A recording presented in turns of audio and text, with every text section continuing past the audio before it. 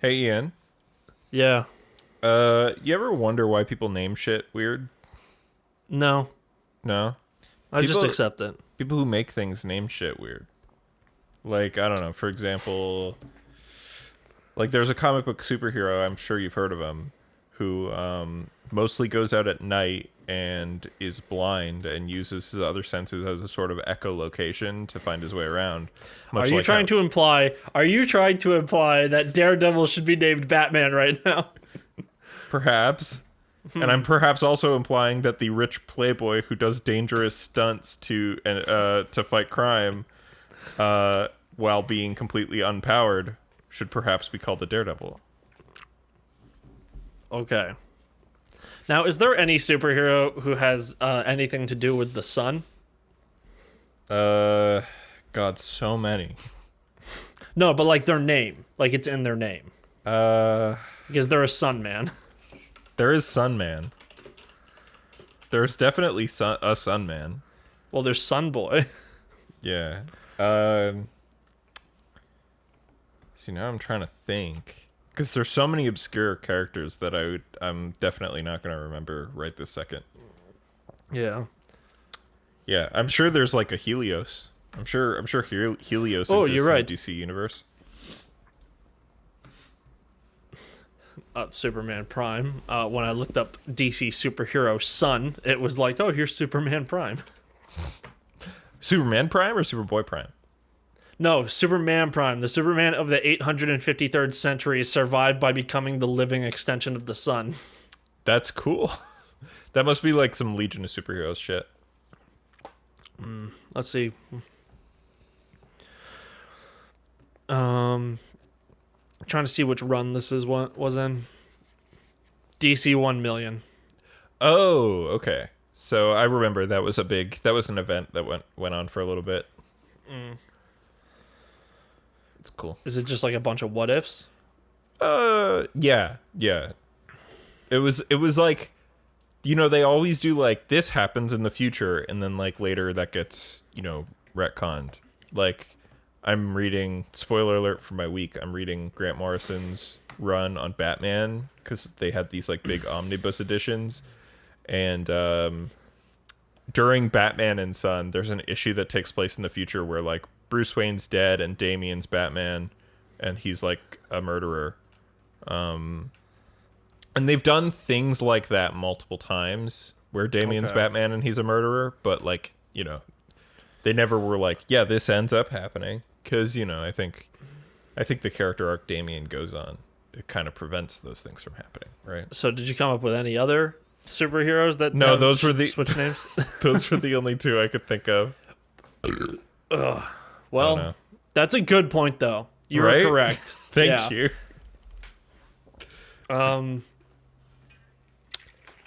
So I'm just gonna take something from my week here, Yeah. just as something to complain about.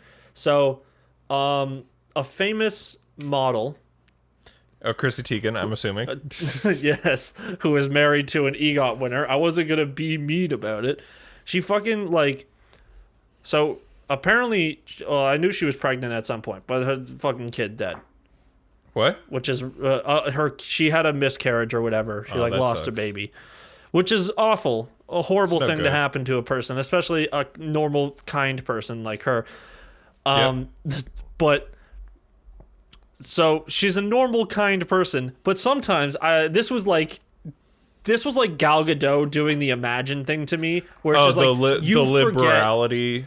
but you like she bought like a horse this week Yeah. because she was like having I hope like a Zoom meeting with her therapist about. Then he said you should buy something for yourself, like get yourself a hobby to distract you from the fact that something died inside of you.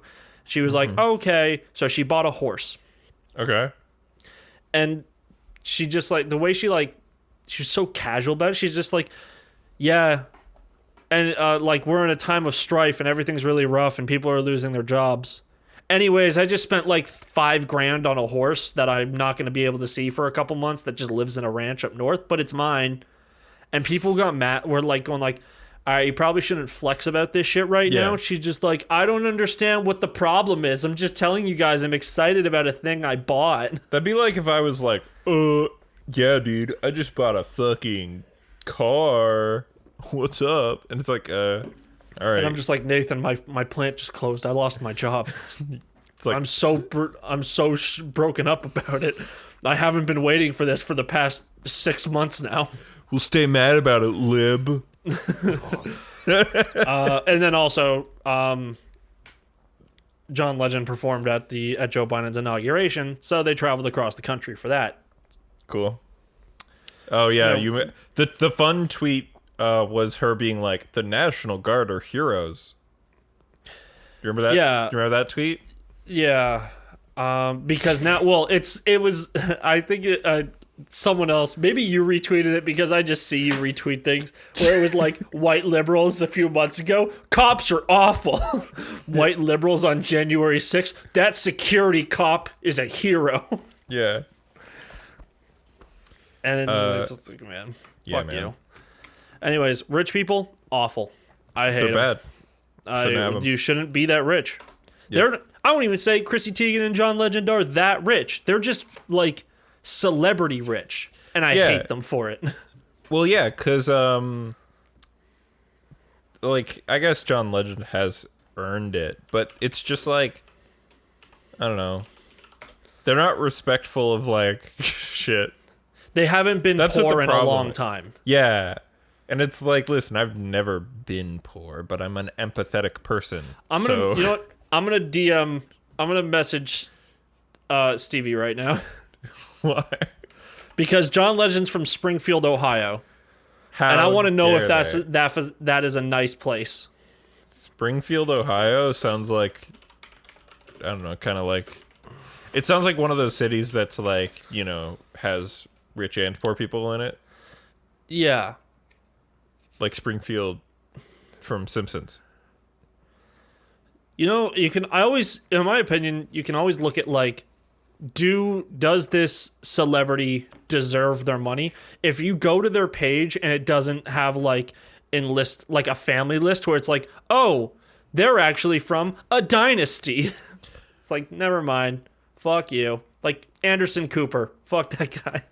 He's Anderson Not Cooper's actually. good. Not actually, but he is like He's one an of Eaton, the richest. isn't he? No, he's not an Eaton. He's a fuck. It's a Dutch word. No, yeah, it's the other one. It's not a big deal. Vanderbilt. Vanderbilt. Yes. Oh right, we didn't do the intro yet. Hi, welcome to the podcast. Hey guys, welcome to the Media Hole Podcast, where every week me and my co-host Ian talk about movies and video games and anime and comic books and television and other shit, and news about those things. Yeah. Yeah. Rip Larry King. R.I.P. R.I.P. Yeah. to a king. I had to go. We have to do this sometime. I was hoping that you didn't have any information, Yeah. and this feels awful to do now. But Larry King was an old man who was in television for a long time. Yes. So I had to go and look up, did he ever do anything bad? No. So we rip to that king. Yeah. We stand. Yeah. COVID too. Sad days. Yeah. But yeah, man. And I'm over here just watching my family get in arguments with my brother about how the lockdown is necessary. Stop reading your conspiracy sites. That's good. Yeah. My brother was like, "Oh, they found that you staying inside your house doesn't actually do anything. Wake up, sheeple." And I really wanted to just comment at her. I'm like, "Shouldn't you be chewing your child's food for him now that he doesn't have teeth?" So like 2 days ago, Yeah. I don't understand this. I understand it's hard to work from home and watch a 1-year-old and a 3-year-old like out and about, like in the house. Like it's hard to do that shit. Mm-hmm. But why is there still daycare? Like it's an essential service, but also it it's fucked up that it's an essential service when you could just be at home with your kids. And like, Yeah. they both work. My sister-in-law works from home, but my brother is an exterminator. He can be on call. He can be at home working with the kids or doing shit with the kids while she's working. And then even if he has to leave, she can hang out with the kids and then go do her work later. Yeah, man. Like, so anyways, the kid was at the babysitter and fucking like was running around and hit somehow, I don't understand this, hit his face on a couch and lost all of his front teeth. Oh. And he's 4. He's almost 4. So he's not going to get any teeth back until he's like 10. So unfortunate. But here's the thing. Here's what I don't get. And then me and my mom, I looked at my mom and I'm like, you sure someone didn't hit that kid across the face? Like with something? Because when I was a child, Yeah. I fell into a concrete step. Yeah. I had only baby teeth. You know what happened to me? What? This tooth. One of my fucking buck teeth, whatever they're actually called. You know which ones I'm talking Your about. front teeth, yeah. It got cracked in the middle, didn't break off, never broke. I ate apples and it never fell apart, and it turned black. That's it. And then it fell out of your head? Yeah, eventually, because it was a baby teeth.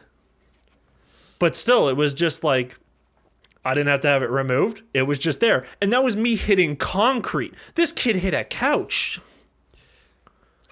Yeah, I think somebody might have hit that kid. I think so too. Or either they hit that kid, or he like ran face first into the stairs at full speed. Yeah. Like something there's no fucking way it happened on a couch. How do you knock out all of the teeth? Like, that's too many to knock out. It was like the front 4. They kept saying, my mom kept saying all of them, and then I saw the picture today, and it's just like the front 4, which sucks.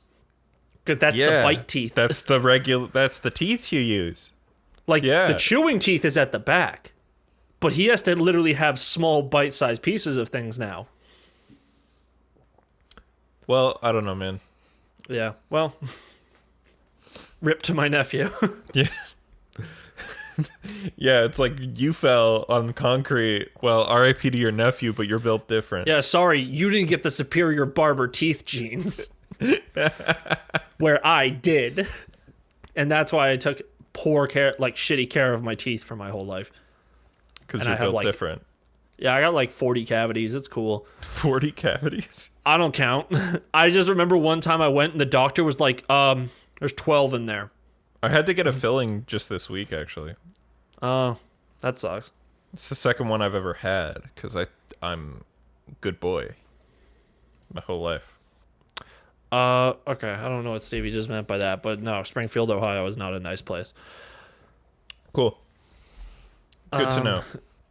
All right, so It's on time to the news. Time to talk about the news. All right. Yeah. So apparently there was a snippet of Space Jam 2 posted. Yeah. I put this in the podcast topics.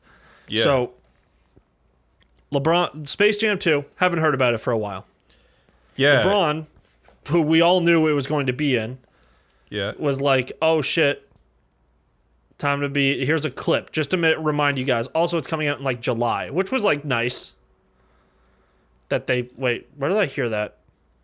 I saw that somewhere, that Space Jam, the movie is coming out in the summer. He said just a few months. And then I saw something like later on that it was like, there was like maybe it was from Indie 88, so let's not say that's real. Yeah. But the thing I noticed the most in this trailer is Bugs Bunny is like 3D. Is he, or is it like that new Tom and Jerry trailer? And by new, I mean like a few months old or whatever. Well, it's still... Is the new Tom and Jerry thing? No, I don't think so. Oh, okay. Hey, it's the guy that I can't remember his name right now. What's he from? Ant-Man. Paul Rudd? No, Latino guy. Oh, fuck! What is his name? Yeah, see, I know. I also saw His character is Luis. Yeah, I also saw attractive Weekend Update man, white Weekend Update guy from SNL. Colin Yost. Yes. Don't tell me how I knew that. Yeah, so don't that ask just me because I don't know. Yeah, that looks like that's still like classic to like 2D animation. It's just really crisp. Well, it's not classic because it's computer, but Bugs Bunny looks very much like a 3D model here. Well, I mean, it's Space Jam 2. Did you really expect it to be good? The first one wasn't even good. It's not. You're right. It's not. But fuck you. It's a great movie. Honestly, I was listening to Back in Action Action is a better movie than Space Jam. Oh, that's unfair. Back in Action came next. Yeah, and it's much better. Yeah, because it's a better. It came later. You can't. I don't know. Ant-Man 2 came out after Ant-Man 1. Yeah, but that was with the decline of all Marvel movies. Yeah. That was the movies that came out in between like Endgame or Infinity War and Endgame. Not that great. Captain Marvel's alright. It's better than Ant-Man fucking 2. No, I honestly don't think so. I watched Ant-Man 2 again. I tried to watch Captain Marvel and just shut it off. I don't know. Ant-Man 2 but I didn't like Ant-Man 1 either. Like, it's just okay to me. I had very low expectations for Ant-Man 1, and I think that's the only reason why I liked it. I'm just mad because we didn't get the Edgar Wright version. Yeah. But, like, fuck. Like, so anyways, Bugs Bunny looks 3D, bums me out. It's probably also just because it's easier to animate like that, and they can do more interesting shit with the CG. It's got the classic superhero movie big glowy light going into the sky that I thought we finished when fucking Wonder Woman came out. Actually, Wonder Woman this looks really like, but much. It looks like here's the thing. It looks literally like Suicide Squad, like almost identical. Will LeBron James, just like Michael Jordan, get sucked through a golf hole, like a what is it? The hole on a golf course, and just go like come out the other end, and just go Bugs Bunny. Oh damn! Hey, what's up? Because I was listening to I've been listening to How Did This Get Made? And they. I was listening because they did a bunch of Fast and the Furious episodes before. Yeah. And they're all really good because it's like, you know, that podcast is about bad movies, and they just watched those and they were like, yeah, Fast and the Furious is not a good movie, but we fucking love it. And they have Adam Scott on for every single one of them. Oh, nice. Yeah. But then they did one about Space Jam. This was weird because like I literally turned on was scrolling through and I'm like, oh, this one. I'll listen to the one about Space Jam. And then I'm at work and I'm on like Twitter and it's just like top news story. LeBron James posts fucking thing about Space Jam. And I'm like, why do I get 2 Space Jam things in one day? Damn. Yeah. But they went and just talked shit on the movie in front of a bunch of millennials and they were like, you're all stupid. This movie's bad. There's a Looney Tunes world from space, and the core of the Earth is Looney Tunes world as well. And if any of, and then they bring up Lola Bunny, and a bunch of dudes in the audience go, "Woo!" And Jason Mantzoukas just says like, ladies, if any of those guys are your boyfriends, break up with them right now. It's funny. Yeah. Yeah. So I'm still gonna watch this movie when it comes out and be excited of it. I don't think I will, simply because the true Space Jam sequel is already Looney exists. Tunes Back in Action. No, well, yeah, Looney Tunes Back in Action in that way. But if you're talking about ridiculous basketball fantasy, that's a canonical sequel to Space Jam, is Barkley Shut Up and Jam Gaiden. Oh, okay. Fan game. It's canonically a sequel. You know, you know how like Bill Murray. Yeah. Was just the random comedian they threw into the movie. Yeah, and he like clearly doesn't want to be there the whole movie. Yeah, he did his best with it. He was just like, this is a paycheck, I don't care. Yeah. I'm sure he was like, yeah, fuck yeah, I'll work with the Looney Tunes. In a basketball movie? What? Yeah. And then Danny DeVito also calls him Dan Aykroyd in that part. I don't know why. It's not like they're that similar, and they've only been in Ghostbusters together pretty much. I thought it was like Ghostbusters and Caddyshack. I'm not sure about Caddyshack because I haven't seen it. But what if, because we already know who LeBron James works best with as a white comedian because of the dog shit movie Trainwreck. I want Bill Hader to just be his Bill Murray. Oh, was LeBron James in that? I didn't watch that. LeBron movie. James and Bill Hader's characters are like best friends. And LeBron James has all these lines, like they go out to get lunch together and the check comes and it's LeBron James, richest man in basketball. Yeah. And Bill Hader, who's like he's a chiropractor or whatever the fuck. Yeah. Or he's a renowned surgeon who deals with a lot of sports and injuries. Oh, so then like he's also probably pretty rich. Oh, he's got money, but I wouldn't say he's not LeBron James rich, which still makes the scene ridiculous, where LeBron James just like starts splitting up the check. That's so funny. And he's just like, so I had the salad and you had the potato, and he's just like, what the fuck is this? And she's like, what? He's like, you're LeBron James. He's like, this shit ain't gonna last forever, baby. That movie is not good, but LeBron James is amazing. Well, that movie started the John Cena as an actor in like movies people like him in thing. Like that movie started like John Cena as like the guy who's just always in the wrong place. Like he shouldn't be there. Yeah.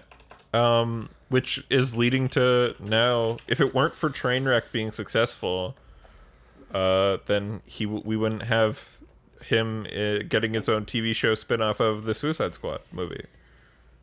I'm sorry, what? So John Cena's in the new Suicide Squad, the Suicide Squad, right? Yeah. He plays that like peacemaker character, right? Yes. They announced that they're also going to do a Peacemaker TV show by James Gunn. We covered this in the thing. We covered this on the show. Oh, I forgot. Yeah, because that was the same announcement where they're like, J.J. Abrams is working on the Justice League Dark movie, and they're going to do a Zatanna show. Spin-off of the Justice League Dark movie. And then we were like, Zatanna! And we got really horny. Goddamn right. Yeah, I'm not anti. I want to see a Zatanna show. First of all, Zatanna's great, but second of all, I want to see them. Ryan Coogler is producing Space Jam: A New Legacy. Why? He doesn't. Does Ryan Coogler have nothing better to do? But yeah, probably. Who's the other guy? Maverick Carter. He's a businessman. That's not real. Yeah. Directed by Malcolm D. Lee, who has never made a good movie. What did he do? The Best Man, Never Undercover Brother, Roll Bounce, Welcome Ho Roscoe Jenkins, Soul Man, Scary Movie 5. Ugh. The Best Man Holiday, Barbershop The Next Trip, Girls Trip. Oh, Girls Trip was supposed to be alright. Okay. Night School. Night School. And now Space Jam. I just don't trust any movie with Kevin Hart in it. No, I don't either, because Kevin Hart especially directed by Kevin Hart. Yeah, Kevin Hart's painfully unfunny. Yeah. Yeah, I don't know how he's literally the only famous. Good movie I've seen Kevin Hart in was the new Jumanji, the newer Jumanji 1. Because I didn't see the second newer Jumanji. I didn't like Kevin Hart in that movie, but that movie is good. He's like in he's in Hobbs and Shaw. Yeah, but you didn't like Hobbs and Shaw.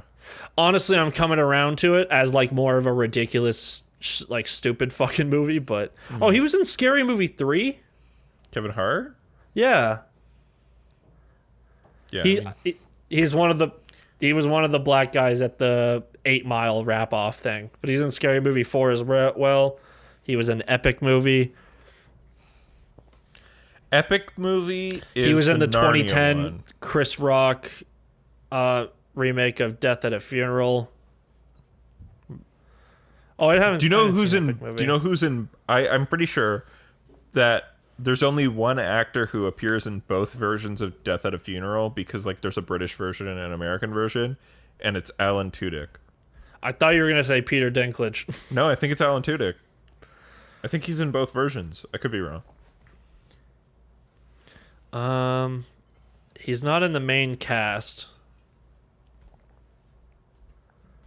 I could be wrong. Yeah, maybe. But that doesn't stop me from loving that man. He's great. He's great in Doom Patrol. You should continue watching Doom Patrol, yeah. He's very good. I don't have it. Crave anymore, so I'd have to just steal it. I don't give a fuck. No, you can't say that. I mean, I don't steal shows. Don't steal it. It's wrong. Yeah, you are wrong. Buy it on Blu-ray. Alan Tudyk was in neither of those movies.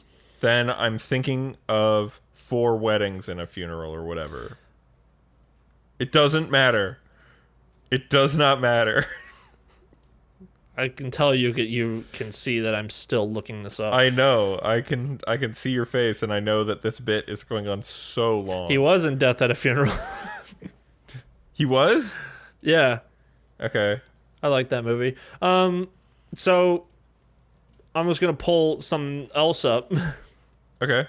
So that we can get over my leading the news part. Speaking of Kevin Hart and the way that you speak about black comedians, Dave Chappelle got COVID. Okay. Did you see anything about this? I didn't. Okay, good. Because I wanted Nathan to guess, and I wrote it in the podcast topics. He got COVID for hanging out with 3 of the worst people you could imagine. All right. So All right. It was in Austin, Texas. Austin, Texas. Okay. 2 of the people are married. To each other? Yes. Okay. One of them, the people in the married couple is a fucking idiot because they announced that they had COVID 2 weeks before that. And they took the picture with Dave Chappelle not wearing a mask. Okay, I'm going to assume one of them's Louis C.K. No. Not that... You are correct in the thought that one of them is a comedian. Okay. But it is not Louis C.K.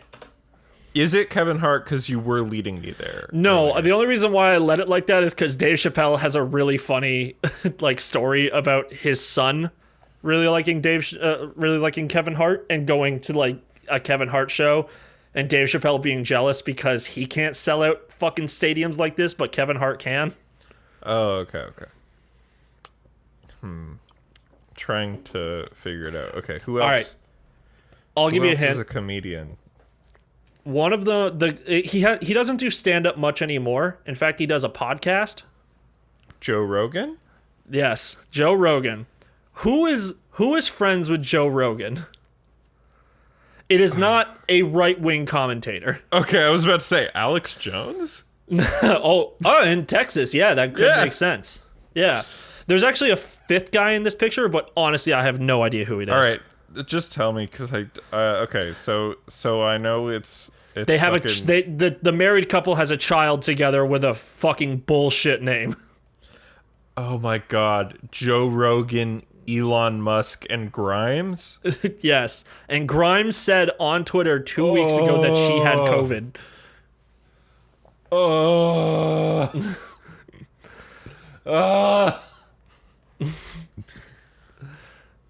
And there you go. And that's the fucking... If anybody tries to come at me and say, oh, modern Dave Chappelle's still good, you can eat my shit. He is now associated with the 3 worst fucking people. No, you can't do that. Well, he's Dave beyond sold out. He's beyond sold out. Dave Chappelle was literally has been sold out since 2003. The only reason why he didn't the show wasn't selling out. The show was... but the joke was the show was making bits about selling out and how he would sell out if they gave him enough money, and when they offered him enough money, he was just so tired of the fame he left. Yeah. And that's why. And then Jon Stewart was like, "You're telling me Comedy Central has $50 million to give out to people?" Because that's what they wanted for a full third season of the Chappelle Show, is they offered him $50 million. Yeah. And he left it. He said, "No, I'm done," and walked away. And then the third, the third season became Chappelle Show, the Lost episode or whatever episodes or whatever fuck, and it was hosted by Charlie Murphy and Donnell Rawlings. Yeah. Dave Chappelle's always been a sellout, but Dave Chappelle doesn't care if you call him a sellout. Yeah, I'm just saying he's beyond that. Like I don't think anybody can defend him now. I guess you can, because people defend Elon Musk and Joe Rogan all the time. But I would say Elon Musk does super shitty things. Yeah. But, like, you know, he still got Tesla. If he made Teslas cheaper for, like, a hot moment, I'd be like, ooh, Elon, you're so cool. Well, no, hold on, Ian. And then I would be like, I fucking hate you again. I would drive a Tesla. There's nothing wrong with the vehicle Tesla. They're good vehicles. They're the most commercially viable electric cars on the planet. Elon Musk didn't invent the Tesla. He's not. He doesn't make cars. He's a dipshit. He is the and what I just said is if Teslas got cheaper, which would be something that is more up his alley, like something he could actually do. Yeah. And also, when he got announced to be the richest man in the world, he was just like, "Oh, now I feel like donating some money, but I need to go and make sure it's a legitimate charity." And it's like, why don't you just give small donations then? To a bunch of small charities then. Like, just go to, like, across to, like, call it Food Kitchen and be like, you guys want 10 grand? Yeah. Like, that's nothing. Instead of having to be like, ooh, the Red Cross? Ooh. A legit charity that's actually really fucked up? Or you could also pay your employees more. Like... Yeah. You could hire more employees, pay them the same wage, but then have your other employees not work as much, but then still have the same salaried amount. Or, you know, like, improve the safety of your factories, which are above and beyond the most dangerous car factories in the United States. Yeah. By a wide margin. It's funny, because his factories are the only ones not covered by the auto workers union. And they're simultaneously have the highest incidence of injury. It's like, I wonder if these two things are related. I have friends. They're still my friends in the Discord who I brought that up one time about how Elon Musk. I was saying they've all kind of changed their tune. Sorry, I burped and I kept talking about this, and I was like, Elon Musk is a piece of shit because. He doesn't pay his workers. He doesn't pay his workers enough, and also the Tesla plant is incredibly unsafe. And they were like, "What are you talking about?" And I'm like, "Also, he doesn't like the color orange, which is big old caution. Like you need it, so he didn't want to use it." And then they were like, "No, he changed. He went around it, and he fucking." Went and, like, instead of using the color orange, he's using a bunch of yellow and grays, and I'm like, that's not a fucking safety color. Yellow is, but gray is not a safety color. It's goofy, man. It's goofy. Also, Parthide Diamond Mines is where he gets his money from. Yes, straight. Yeah, Elon Musk gets his money from. That's where his dad was. That's where he got daddy. That's where he got his original money from. Yeah. It was daddy's money. Yeah. Now I would say the money is just all his, but... Yeah, no. That money's all his. I mean, whatever. He has earned his money, but he earned his money off of diamond money. I don't know. Like, he earned his money because he was already well off and then used... connections and money to like buy his way to things. Yeah. And then fucking design. He went to school for computers and Ian, he worked at PayPal. He did not invent PayPal. No, he didn't work. He bought it. No. This is where he made his money to buy companies.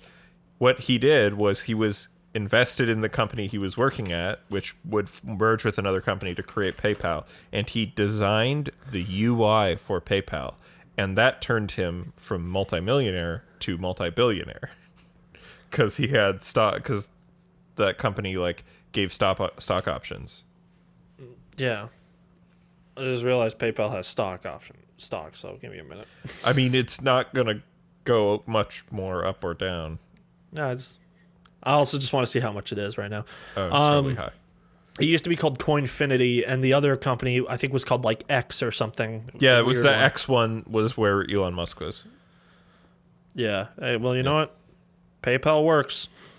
Yeah, I mean, no thanks to him. I mean, the UI is not even the one he did anymore because the old UI was dookie and the new UI is better. Yeah. Right? Like, there is But no... like, oh man, like, I don't know. Fuck, I don't care. About like, fuck you, Elon Musk. But PayPal is so helpful. Yeah. Like in the modern world, they just got to it first. Well, two people got to it first, and then one company absorbed the other one. Yeah. Yeah. But yeah, do you want to talk more about video game news?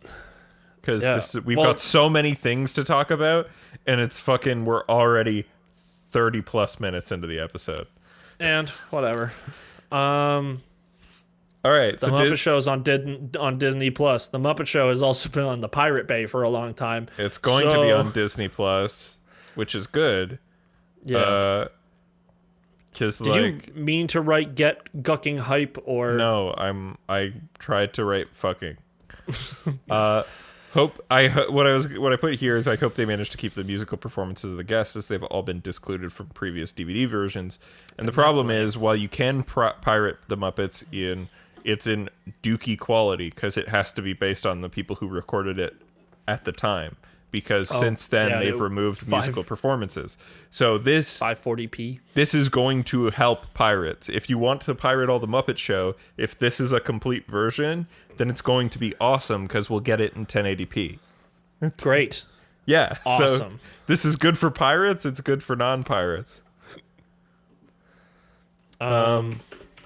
Then there was the Resident Evil Showcase, which happened on Friday.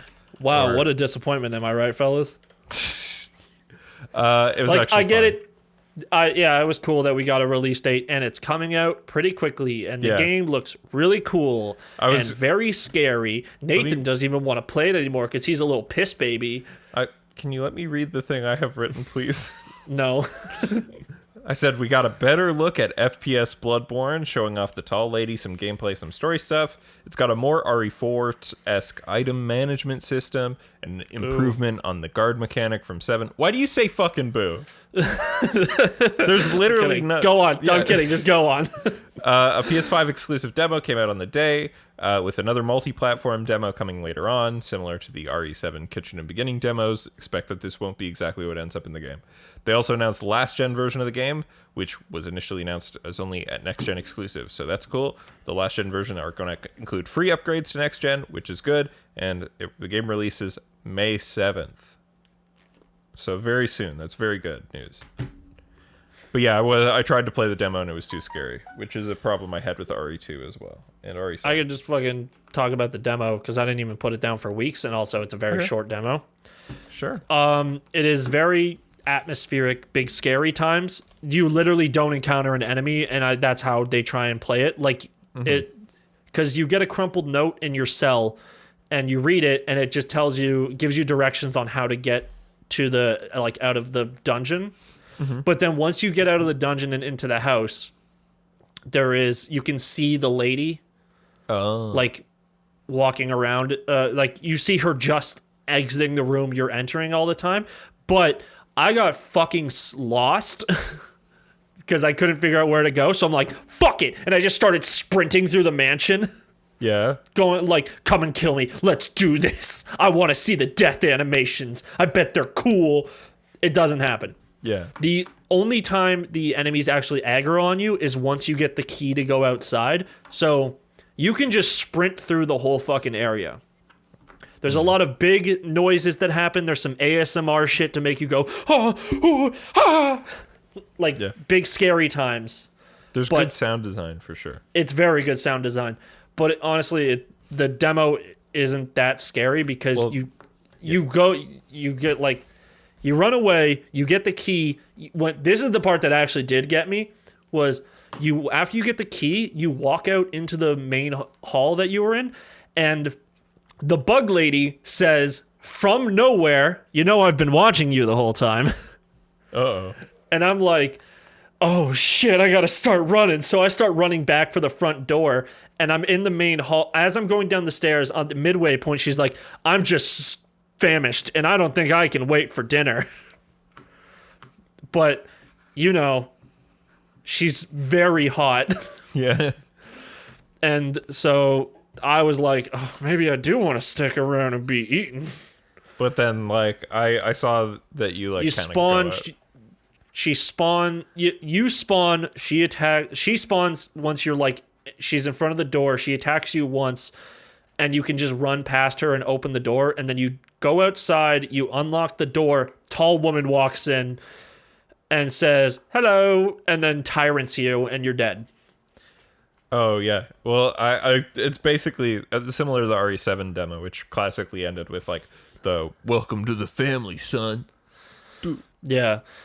I think the interesting thing about this, the demo and what people are saying about Tall Lady, is that she might be the first tyrant. Or like a proto-tyrant, actually, because the first tyrant is Mr. X. Yeah. Because... Well, the first tyrant is the one that shows up at the end of RE1. It's the one in RE1, yeah. And Mr. X is a completed tyrant. Yeah, it's the second one. So... yeah, it might be another one. We don't know what's going on with this. It's very exciting. I know it's going to be fun to just explore doing the Gothic style horror. implications from people who know of the Resident Evil whole lore is that this village is where Umbrella originated, like where they got the process to turn people into zombies, and or Umbrella was trying to turn people into like super soldiers by turning them into the lycanthropes that you see. Werewolves. You the can werewolves, just say werewolves or whatever. No, I'm gonna keep saying lycanthrope because I think it's a fun word, or to be like superpower ageless vampire woman, like Tall Lady. And they failed obviously and created a bunch of zombies. So that might be the lore. I don't know why Chris is a werewolf now, but we got to play the game to find out. Yeah. Also, don't know why he stole your baby. That was and killed your wife. That was pretty fucked up of him. Yeah. I think I remember that part from the leak. I think I remember what his motive is. Maybe. But yeah, so that game looks great. I'll get my nerve up to play the demo at some point, but just who knows? Maybe we can finally see each other again around May, but that might be who knows? Might not even be possible. Well, they're vaccinating people over. They're vaccinating podcast hosts first, so oh, thank God. Yeah. And I probably won't have a job. I won't be a frontline worker by the time they get to the frontline workers. Man, I got in an argument with my mom about that yesterday, actually. What? Because they're doing this thing. Well, you know how you're supposed to have 2 doses? Yes. Because the first one, apparently the first dose is 50% effective. Yes. The second dose makes it 95% effective. So places, I think they are doing it in Quebec. Oh yeah, and they're doing it. Quebec's fucked doing this. Like, it's not good. Either Alberta or BC are doing it as well. Yeah. Where you get the first one and that's all. Yep. Because they're doing the whole pack immunity logic, where instead of having 1 million people vaccinated, you could have 2 million people vaccinated, and that's 2 million people that might not be able to get it. But then it's just like, but if it's only 50% effective, yeah, why that 2 million? Like, it could still be 1 million at the end of it. It doesn't matter. Or it could be even less, because 50% effectiveness doesn't mean you give it to all 2 million people out there. It doesn't mean that it will catch in 1 million of them. It's a high chance that it will, but that's not how percentages work. Yeah, but also on top of that, like, if you're vaccinated, it's not like you can still spread it. So the thing that's better is to ensure that the vaccinated people are going to not get, killable sick. Yeah. Right? It's 50% does not mean 1 in 2. 1 in 2 means 50%. 50% does not mean 1 in 2. Don't ask me to elaborate. If you're a math whiz out there, you'll understand. It's just that they don't stack. Sure. So it's 50% per person, not 50% per million people. You know. Yeah, no. I probably It's like use the wrong terms for it. if you flip a coin 100 times in a row, you're not guaranteed to get exactly 50 heads and exactly 50 tails. It's Yeah. doing the 50-50 every time. And That always bothered me. There is a world where you get 100 heads. Like in the fucking in BioShock Infinite, when the lady and the husband doing the heads or tails thing, and then he turns around when you see the marks, it's like hit heads twice and tails like 40 times. Or But also, it's when- the in- opening in- scene to Rosencrantz and Guildenstern Are Dead is they keep flipping a coin and it's getting heads, and it's like, I reckon it shouldn't be hitting heads every time. It's funny. In Into the Spider-Verse, Yeah. that one part where he like on a fucking true or false quiz, he got 0. Yeah. I was like, damn. Honestly, I could see my dumbass doing something like that, but on purpose. Yeah. Like, or not on purpose, like, actually getting Opposite. 0 on a 50, like on a test, because I was like, Yeah. damn, I thought those were all false. Yeah. But when the teacher says if a blind person took that test, Yeah. If you I don't picked think- your answers randomly, yeah, you would get close to 50%. I think you would get between 40 and 60%, not Yeah. just randomly, because it's all chance, but whatever. Yeah. If you average it to 50. It's just fuck it. unlikely. It's just Just unlikely that you fucking would get give fully everyone 0. 2 doses of the vaccine, starting Yeah. with all the hospital workers, and then Yeah. all the grocery store employees. But like, I don't mean like the fucking. If you work night shift, eat a dick. You don't see anyone. If you're a manager, fuck you. Yeah. Sorry, that's my mom. Oh. She didn't hear me. She didn't actually say That's anything. funny. But yeah. Oh yeah. Do you want to Yeah. talk about more Resident Evil bullshit? Yeah. So speaking of viruses that destroy the human mind, they also announced a shitty multiplayer game. RE-verse, Yeah. a multiplayer game with a comic book filter over it. Did you see the funny thing about it though? Oh, they made everybody tiny. to Everyone fit- is now a manlet Yeah. because the maps you play in are like the iconic maps from the game, but The Leon maps we already Kennedy- had lying around. Yeah. Yeah, Leon Kennedy is too fucking big to exist inside of like. You can't Like, it- pack 2 or 3 of him into a hallway because the hallways are skinny because it's a horror game. Yeah, you also can't pack if you put if it was like there's 4 of you, you have to Yeah. kill each other. You're inside of the police station. It's a Mexican standoff because you'll literally just kill each other instantly because you can Yeah. see each other from every angle. So they made everyone like 25% smaller. Yeah. So- It's a deathmatch style game where you play as characters from all of the previous RE games that are in the current engine as to cause the least amount of effort. They say Didn't it's it kind of free. look like They say it's free for everyone who buys Village, but like it's Resistance? it's just Resistance, right? Like it's just Yeah. included. They also sorry, what were you gonna say, Ian? It kind of looks like when you kill enough people, it looks like there's kill streaks in the game. Is that kill streaks or is that just you can play as a big monster? Maybe, but I feel like there's not enough of a debuff. Like, I wonder if you just play because as Mr. X can't run that fast, but he can still catch up to you. or like Jack he has Baker. his- Jack Baker is Tokyo Drifter. Yeah, but I just feel like it doesn't make sense for it to be like, oh, you can just play as Mr. X the whole time. So I think it's like if you get enough kills as your character, you have a selected kill streak, or maybe you get a randomly selected one where you can turn into one of the monsters from the game. Like, or maybe if you play as Jill, you turn into Nemesis, or if you play as Leon, Mr. X, or Ethan Winters, other guy. Jack Baker. We talked about Resistance last week, and Resistance is fun. Like, it's not a terrible game. It's an enjoyable game. They tried. Yeah. Resistance is fun. Is it perfect? No, it's all right. But this looks like dog shit. This looks awful.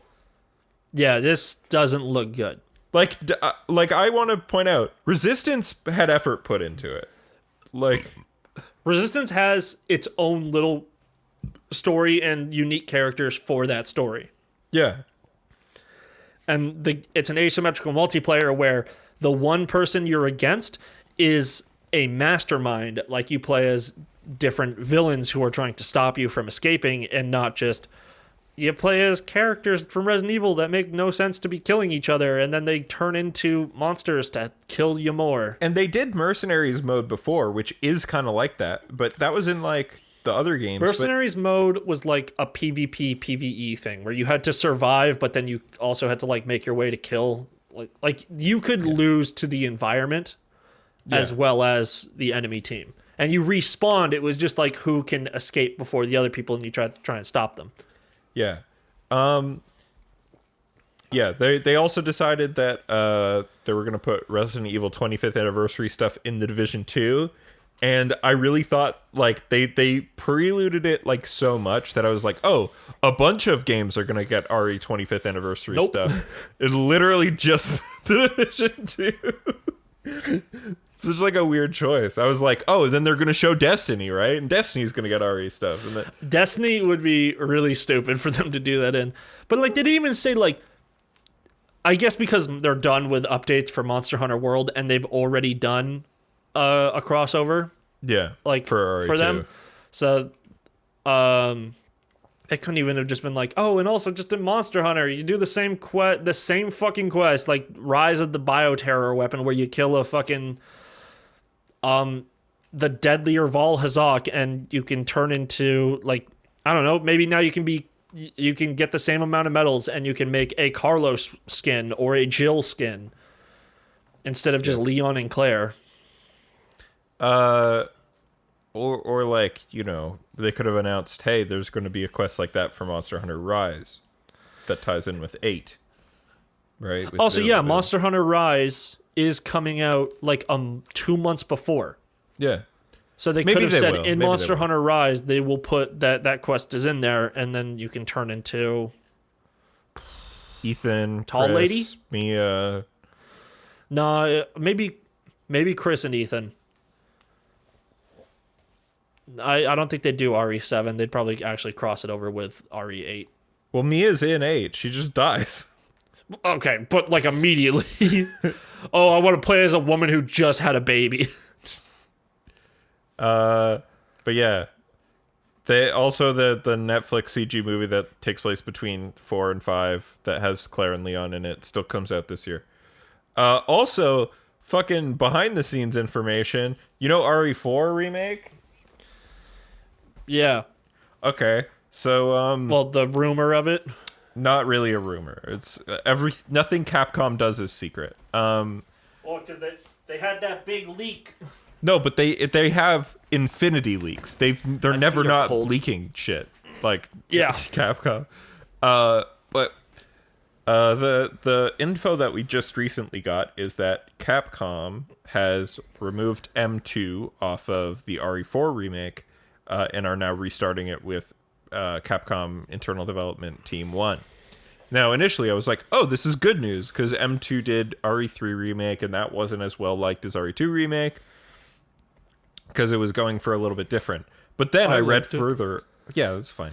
Because, okay, but it's more of an action game, and people wanted it to be back like RE3, how RE3... RE3 is also more action-y. But it's not as actiony and as straightforward because it still had the aspects of like the police station and the clock tower. And, yeah, like, they wanted the slightly larger. They wanted a little bit more maze-like, you know, just a little bit more. A little more classic Resident Evil. Yeah, which like, is there fair. was no problem with how Jill. There was no problem with how 2 was. You know what I mean? Like, in fact, there's people who like 2 a lot more. Yeah, exactly. That's what I mean, right? Like 2 and the original 2 is a better game than the original 3. But I think they just should have had slightly more mazes, because there's really only one area that like has more puzzle, like in 3 remake. Yeah, you know? But RE3, like, that team made a really good action game. Yeah, listen, I'm not RE4 here saying... is an action game. Yeah. It has the most boss fights. It's also got like a lot of exploration. Like, it's a huge amount.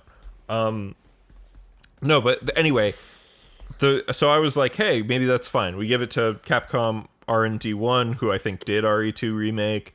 You know, that'll probably be pretty good.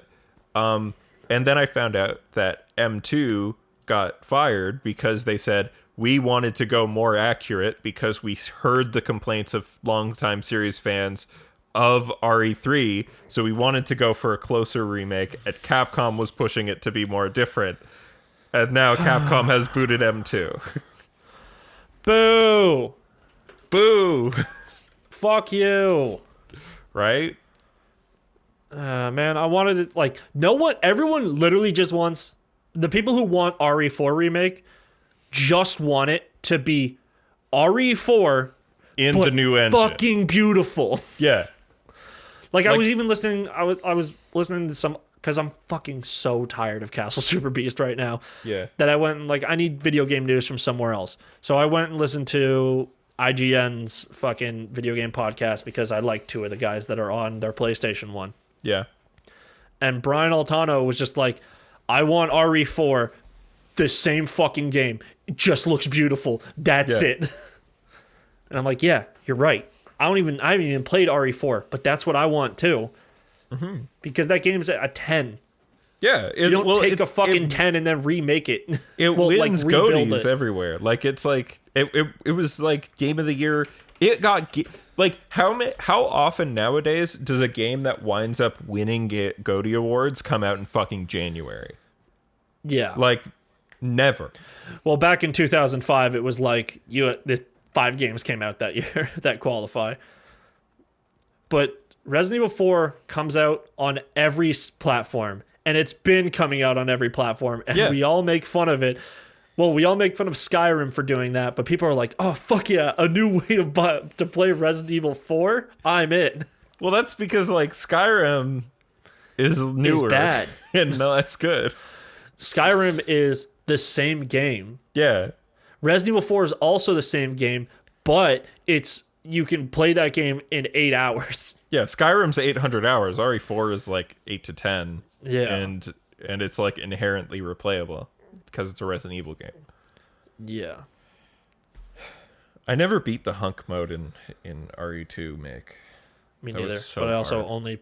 only beat Claire's campaign, and I cheated Yeah, you did. because it was funny. Because you're a little bussy boy. No, because I don't want to look up guides, and I'm honestly What do you mean very stupid. look up? I had no idea where to go. I was You are lost, and I was not tired that of Mr. dumb. X. I felt when Mr. X is behind me, I'm like, ugh, this shit again. So I pulled the minigun out. Anyways, that's Anthony's fault. Yeah. Hey, the Terminator and Sarah Connor are going to come to Fortnite, and the only reason I mention this is because when it was teased, a Fortnite person on Twitter said the Terminator stuff could be 2 characters, Terminator, and then the girl from the movie. And my brain went, the woman from the movie. my brain went, kids know Sarah Connor is that character's name. No, I don't think they do. The kids who are playing Fortnite, I know there's Terminator movies out, but the kids who actively play Fortnite don't know. Well, sorry, they're not old enough to watch a single Terminator movie. But I mean, I've actually, the first only one came out in seen- 1984. Yeah. Yeah, so I thought Terminator started in the 90s. No, the second one's from the 90s. Yeah. The better one. Terminator Dark Fate just came out a year ago. Yeah, but that's still, they're not old enough to watch that. That's like a rated M movie. Rated M movie? Rated R, sorry. I only think in video games. But yeah, that made my brain hurt. Also, there's a tall lesbian in it, and you know gamers are hate the gays. Fuck. Yeah, Yeah. you're right. Was Sarah Connor in Terminator 2? No, she's only in the first one, Genesis, and Dark Fate. I think. Yes. Yeah, I'm pretty sure I hate how they spelled Genesis. Yeah, I know. Everybody does. Yeah. Hey, Ian, I don't know if you heard this news. Oh, no, I heard it. Activision says we're not allowed to have nice things. Yes.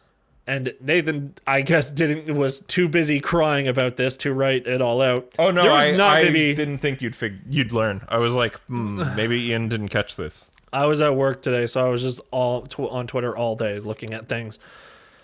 And I read Jason Schreier's thing on Bloomberg about it.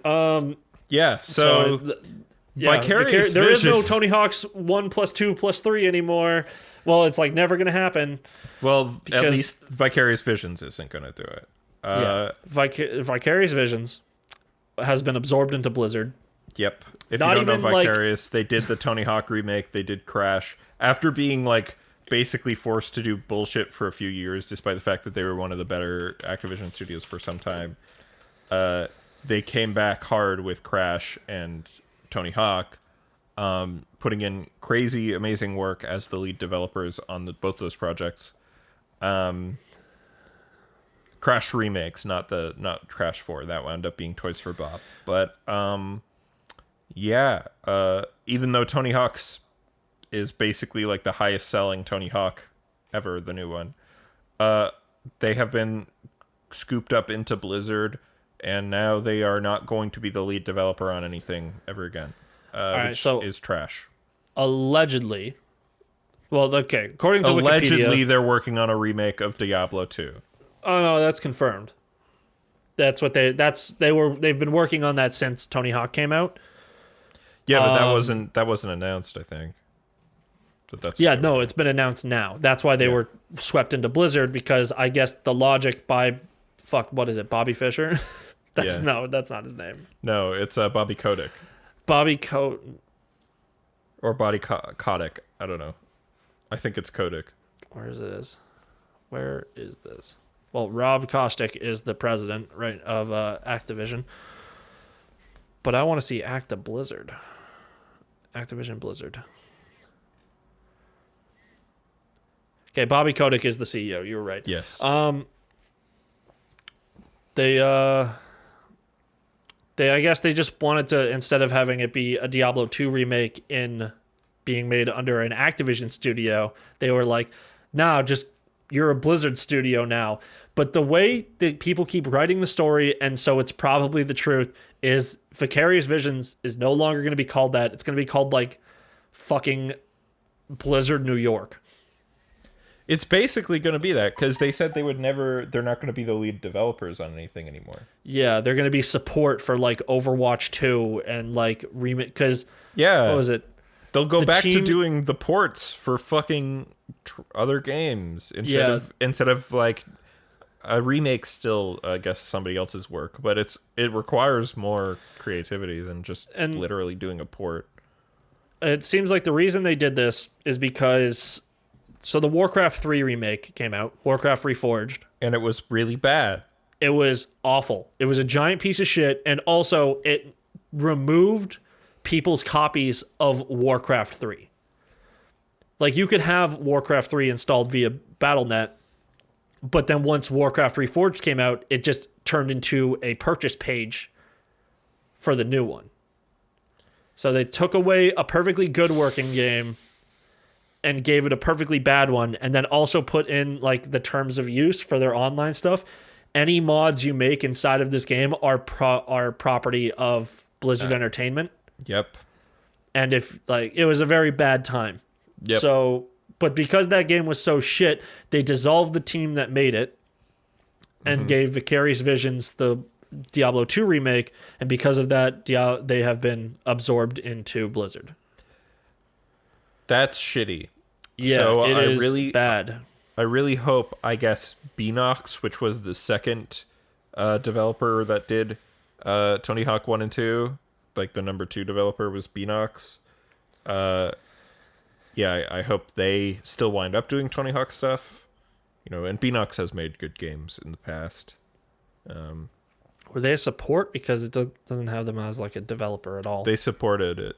Yeah, their names when you boot up the game, it goes like Vicarious Visions, Beanox. Yeah, bummer. Also, this happened because they recently replaced like the guy who ran Blizzard. like Yeah. sometime this year or last year. Well, last year, because this year's not happened that long. Yep. Yeah, well, fuck Blizzard. Fuck Activision. They don't make good games. Yeah, man. Like, Just- Jesus. Last week, my entire life was like absorbed with World of Warcraft, and this week I'm like, fuck these guys. Assholes. Also, you bought Call of Duty. It's a good game. If you buy one Call of Duty like every 10 years, whatever. Yeah.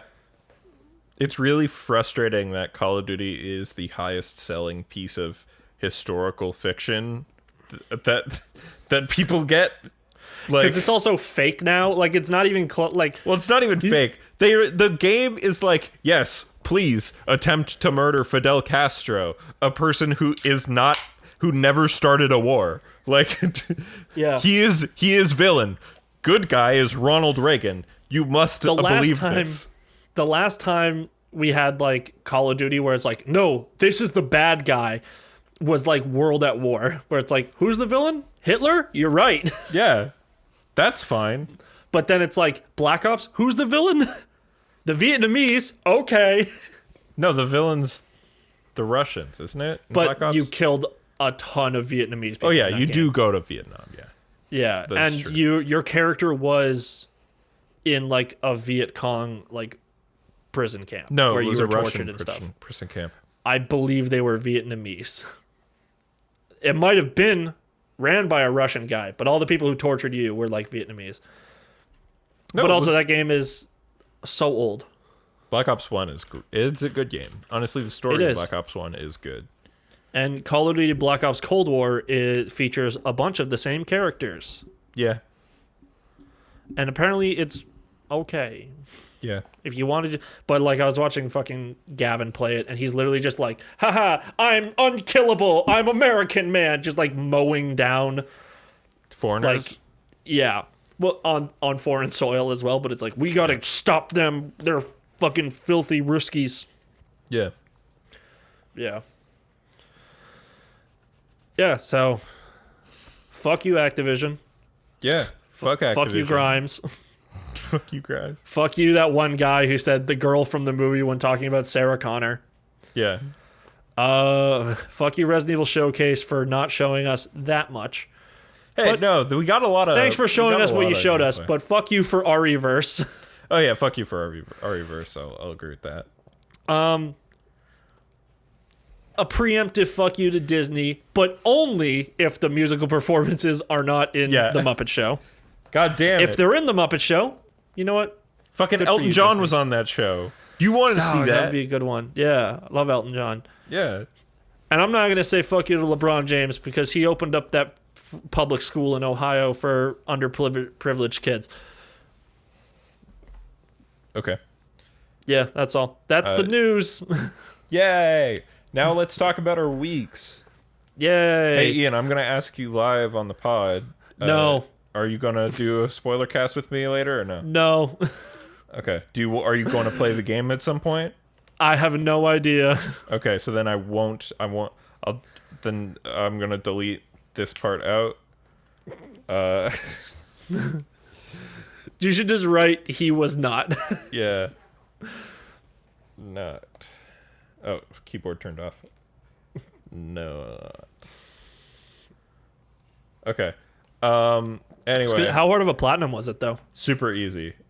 Oh, is it just like play through the game sort of shit? It's okay. So, 13 Sentinels Aegis Rim.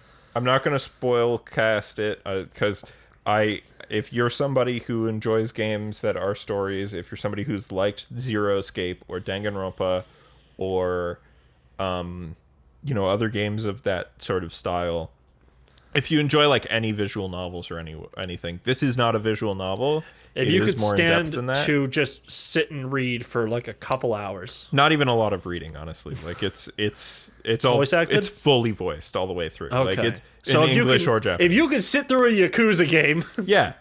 Honestly, this game is very good. I would highly recommend 13 Sentinels Aegis Rim.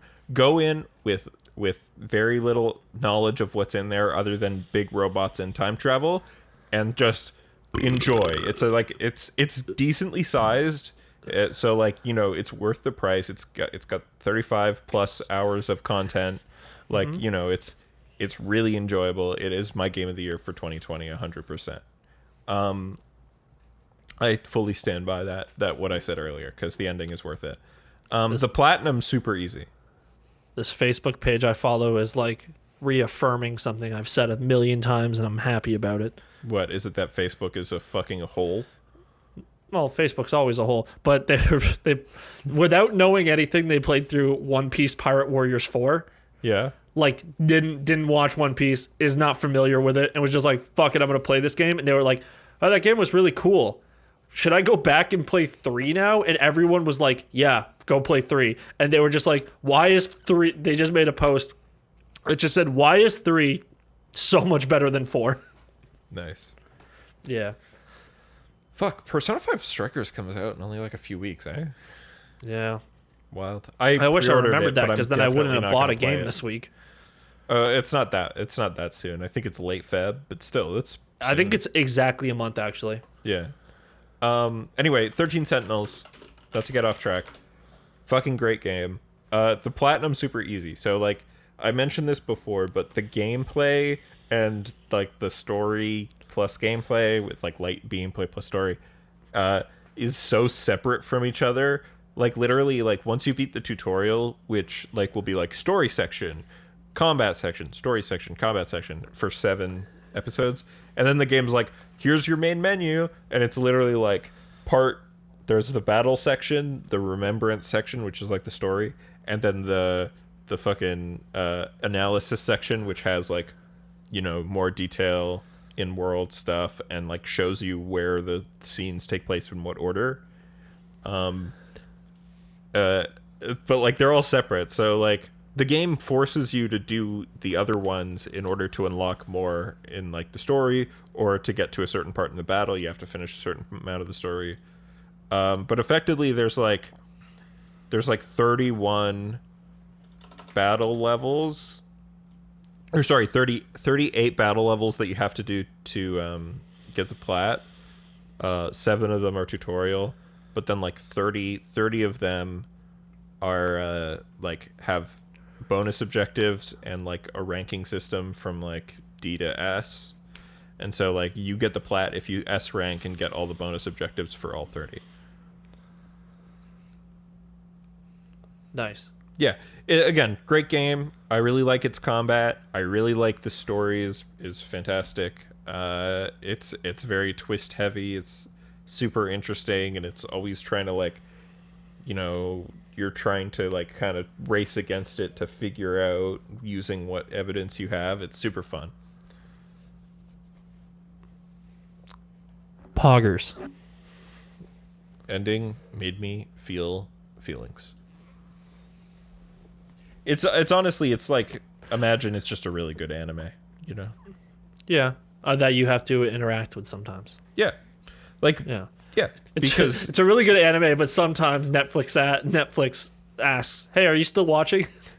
it's not that level. It's more like it's an anime where there's effectively yeah, you do have to interact with it sometimes, but also it's like you can play between certain landmarks of you have to see these in this order. You can watch the episodes in any order. So it's like between episode 1 and episode 10, you can watch like 2 through 9 in any order, and it's fine. And then like you have to watch 10 next, and then like between 10 and 20, you have to watch fucking 11 through 19 in any order. It doesn't matter, right? So it's a very nice. It's a very cool game. That's good. Yeah. What do you got, Ian? Fuck. What have I got here? What did I write down? Adventure Time. Ugh. No. Yeah, actually, I'm gonna take that away. Adventure Time is a cool show. I've been watching it. That's about it. It's great. It's just it's a very good show. You know what? Actually, I do have a gripe. What? The Fiona and Cake episodes are really good. They're really good, but there's just something weird about how Fiona is so fucking she's like supposed to be like a 14-year-old, but she's so thick. Like you know what Finn looks like. Yeah. Like Finn is like this little fucking like bobbly boy and has nothing. Fiona's like got, higher detail. Yeah. Fiona's got like legs where Finn is just like a box with limbs. Like, that's because the artists were horned. Yeah. Oh, I don't want to. Give me the one where he has an arm. There. Marshall Lee. The artists were horned. Like this, it's the same character, but there's just so much more horny in the Fiona design. I feel like Marshall Lee is like a solid 50-50. Like, what do you mean? Like in between? Like, I feel like Marceline is horny, but also Marshall Lee is horny. Like, it's, Yeah, I would but say it's oh yeah, okay. exactly. There's also that. Marceline is also has other than she's got boob, but Yeah, she has boob. she has like the Adventure Time proportions with like the long legs and the skinny arms. Even when she gets into other outfits, she's always like that. I think the exception here is Princess Bubblegum. When she's not wearing her The dress. Yeah. she is like thicker. Yeah, I think early, it's because, like, I think a lot of those characters got their character designs super early, and so They all were the had that. Pendleton Ward designs versus Yeah. like the later designs. And then where later, when there was like more designs, like when fucking Bubblegum started getting different outfits, she had a different body type, right? or when they were like, yeah, Bubblegum's fucking gay. Yeah, that too. Yeah. But like, again, I would say Marshall Lee. I know as many girls who are like, "Yo, Marshall Lee is hot," as I know guys who are like, "Yo, fucking Marceline's hot." Yeah. Also, it doesn't it's the hurt that bass it's player. Donald Glover. Yeah. Yeah, I think, but also like the dudes suck. Like Marshall Lee is kind of a dickhead, and I Yeah. get it that he was also written by a woman, so can't complain.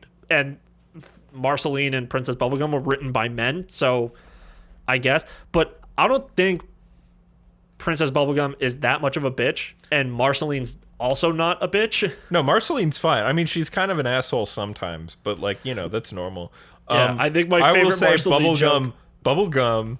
I do want to point out. I don't think she's a bitch, but she's definitely a war criminal. Oh no, absolutely. She has committed genocide. She's like the worst character on the show. She's worse than some of the villains. There's one part where she is where she's fucking I think it's in one of the finales where they actually deal with the Lich and you meet Prismo, voiced by Kumail Nanjiani, which I thought was really funny. I love Prismo. He's cool. He's great. But she's just like sitting in her room late at night, just snipping the legs off of small candy creatures to see how they react. Yeah. And it's just like, Jesus Christ, what is your damage, lady? Yeah. All right, so I found a see, not that thick. Yeah. I post things in Discord and make Nathan have to grab his keyboard so he can select and look down. Yeah. True. Yeah. So yeah, Marshall Lee, great. Like their song. Yeah. So how far are you in? Because I actually I'm in didn't like finish season it. 5. I didn't finish it. I remember like the last thing I got to. Actually, I don't even remember what the last thing I got to was. I don't know. Finn still has both of his arms. Yeah. Oh, that season. Well, don't worry. He loses the arm and then he gets it right back. Well, no, he gets a robot arm. No.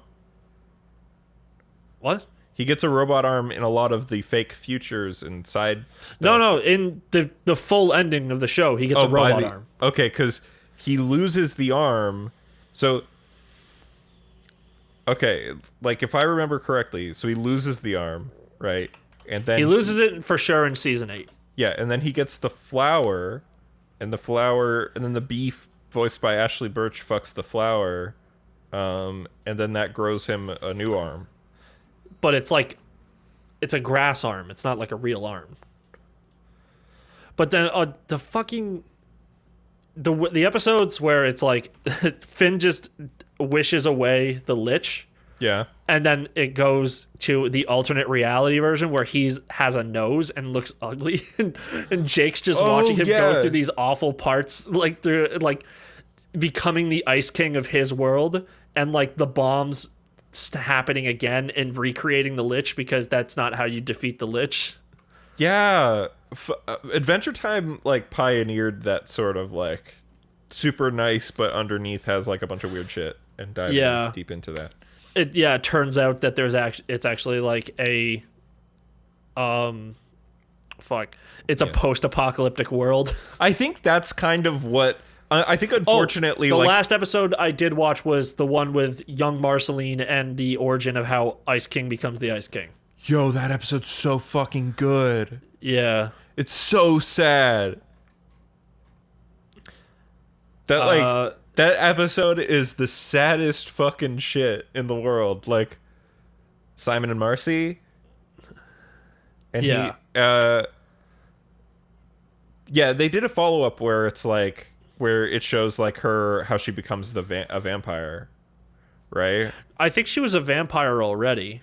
No, because she was a demon. She was the son of a demon, or daughter of a demon, right? Daughter of a demon. And a human woman. But oh yeah, she was a human demon hybrid. And then she fights all the vampire kings, and she gets bit by the last one as she kills him. I watched you know what? I remember the last episode I watched was that mini series of the Marcy hunting vampires episodes, because that sequence has that really good song. Let's go to the garden. There'll be something waiting right there where you left it. I kind of was like, I know how Adventure Time goes on and like what happens, so I was like, I'm gonna just go check out the Distant Lands, because I saw that picture with Jake's granddaughter. Yeah. And Finn as an adult. Okay. And I went and watched it, and then I found out Distant Lands is not a direct continuation. Yeah. It is a bunch of stories they didn't get to tell. So the first one is actually about BMO, and it's actually a prequel. Oh, is that all the HBO Max stuff? Is that what that is? Yeah. Okay. So the first one is about BMO and how BMO was supposed to be going to Mars, but then ended up back on Ooo, which is just Earth. Yeah. But then the second one. Oh right, because I forgot Abraham Lincoln is the king of Mars. Yeah, and he gives up his immortality. That was so fucking sick. Yeah. When that happened, he didn't. He gave that up to save Jake. Yeah, and then and then it's so weird. It's like, no, I'm immortal and I live forever. And then like retroactively, he gets assassinated because he saves Jake, which is so fucking epic. So but then I saw that the second episode is in the future. It like is post series, but it's not about Finn and Bronwyn. It's about Marceline and Princess Bubblegum post series, where they're super gay together. That's awesome. But yeah, I feel like I'd need to see the end, because like after I read that, I was like, all right, we gotta go fucking watch it again. The last episode I think is called whatever the end title song is like, come along with me to the butterflies and bees. Man, dude, I want to fucking watch Adventure Time. It's a great show. Yeah, maybe we should just start watching Adventure Time and like going through it. Fucking watch parties, baby. Netflix party. I wonder, is Jake dead? Oh, at the end of the show, because I feel like Jake is the immortal one. Like, because he's a dog. Up. He's a dog in a shape. He's a dog and a shapeshifter. One of his parents is a dog. The other one is a shapeshifter and is not a dog. No, I thought they adopted him. They found him. It was all fucking weird. Jake is considered a dog shapeshifter hybrid. He is two separate entities.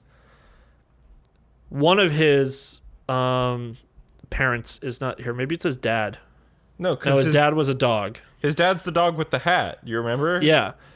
His wife is also a dog, so there's just something weird with Jake. Yeah, I think they find Jake. I remember watching an episode like that where they find him and he's They like all find weird. Finn, but it specifically says for Finn that Finn's parent that Joshua and Margaret are his adoptive parents. But when you go to Jake's, it just says mother and father. Yeah, because I think Jake's like some weird thing, like and like. But he's raised to be that. They are for sure his parents. Is the thing. Well, I think it's just because we have no other like info about what kind of being he is. Yeah, I'm sure it's an episode that I'll get to. Yeah. Let me know where you're at, because I would love to watch part of it or whatever. I am in season 5. I'm on the Simon and Marcy. I just finished the Simon and Marcy episode, so if Simon I just and Marcy. find Google that. Season 5, episode 14. Okay, I could probably start there because I remember most of what happened before that. I think. Yeah, we could just like. Oh fuck! Here's the thing. I watched like a whole season in like a day, because they're 10-episode shows. Yeah. So here, next week I'll finish season. Let's finish season 5 this week. Okay. And then we'll do season 6 next week. Yeah.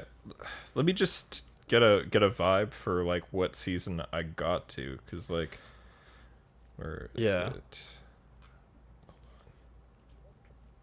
Man, I meant to just say this quickly. I didn't even mean to talk about it, but Adventure Time is just such a good show. It is so good. Like, Adventure Time walked so Steven Universe could run, but Steven Universe wasn't as good. Yeah. I think it was, when they started doing like the little side seasons was when I fell off. So like Joshua and Margaret Investigations is in season 6. So that's the one I think I remember the Jake thing from happening. The comet. I remember the comet. Then there was the Grable. There was like a 6 or like a 4 Grable season before they started doing. Oh, okay, that's it. Yeah, okay, so it was start of season 7 when I fell off the show, because it was right after the little short, this short like 6-episode Marceline arc that I was telling you about. Okay, so damn, I thought. Why did it just go back all the way to here? Oh man. What? So I was like, I thought Jake had. I think Jake's probably still alive, because. It says his dad only lived to being 30, but in the debut of the show, Jake is 28. Right, and we know but years not past, in dog years. He's just a dog. Years He's past just in real life, in real time, on Adventure Time, right? Yeah. Like, I know Finn seems to get older over the seasons a lot. Yeah, well, I think it says how old he is at the end of the show. He's like 34 in the Beyond thing. Oh. In the final episode, he is 17. Okay. In the first episode, I think he's 12 or 10. He is 12, yeah. He's 12. So, He's like, 12. in 10 years real time, 5 years happen? Yeah. Roughly? Yeah, about that. Okay. Yeah, man. Adventure Time's great. It's awesome. The top of Jake's occupation just says criminal formerly. Yeah, I mean, he was a criminal. That's true. Yeah, he is good. Yeah. Maybe I'll just start the show again from the top just to fuck with it. No, a lot of those early episodes actually aren't that good. Yeah. They're I just would kind of say stoner it's humory. pure. It's pure kid show that stoners were just really into in like the first 3 seasons. Or no, the first 2 seasons until the Lich shows up, and then it gets a lot more interesting. Right. And then everything after that, it's in the 4th season. Shit. So yeah, the first 3 seasons. The Lich shows up like in one of the finales. Oh, you're right. The episode that I was just looking at was called The Lich. Yeah. Shut the fuck up. Anyways. So, Nathan. Yeah, moving on. Let's what did you talk do? about something else. Well, Ian, pick the You next played thing. some garbage video games? Do you want to hear about the video game, or do you want to hear about the comic book? Video game. All right. So I play the Flower Collectors, which is a really cool video game. It's a super indie one. By Mapumi Games. Thank you. Yeah, Mipumi Games. Wow, people on Metacritic don't like this game. Really?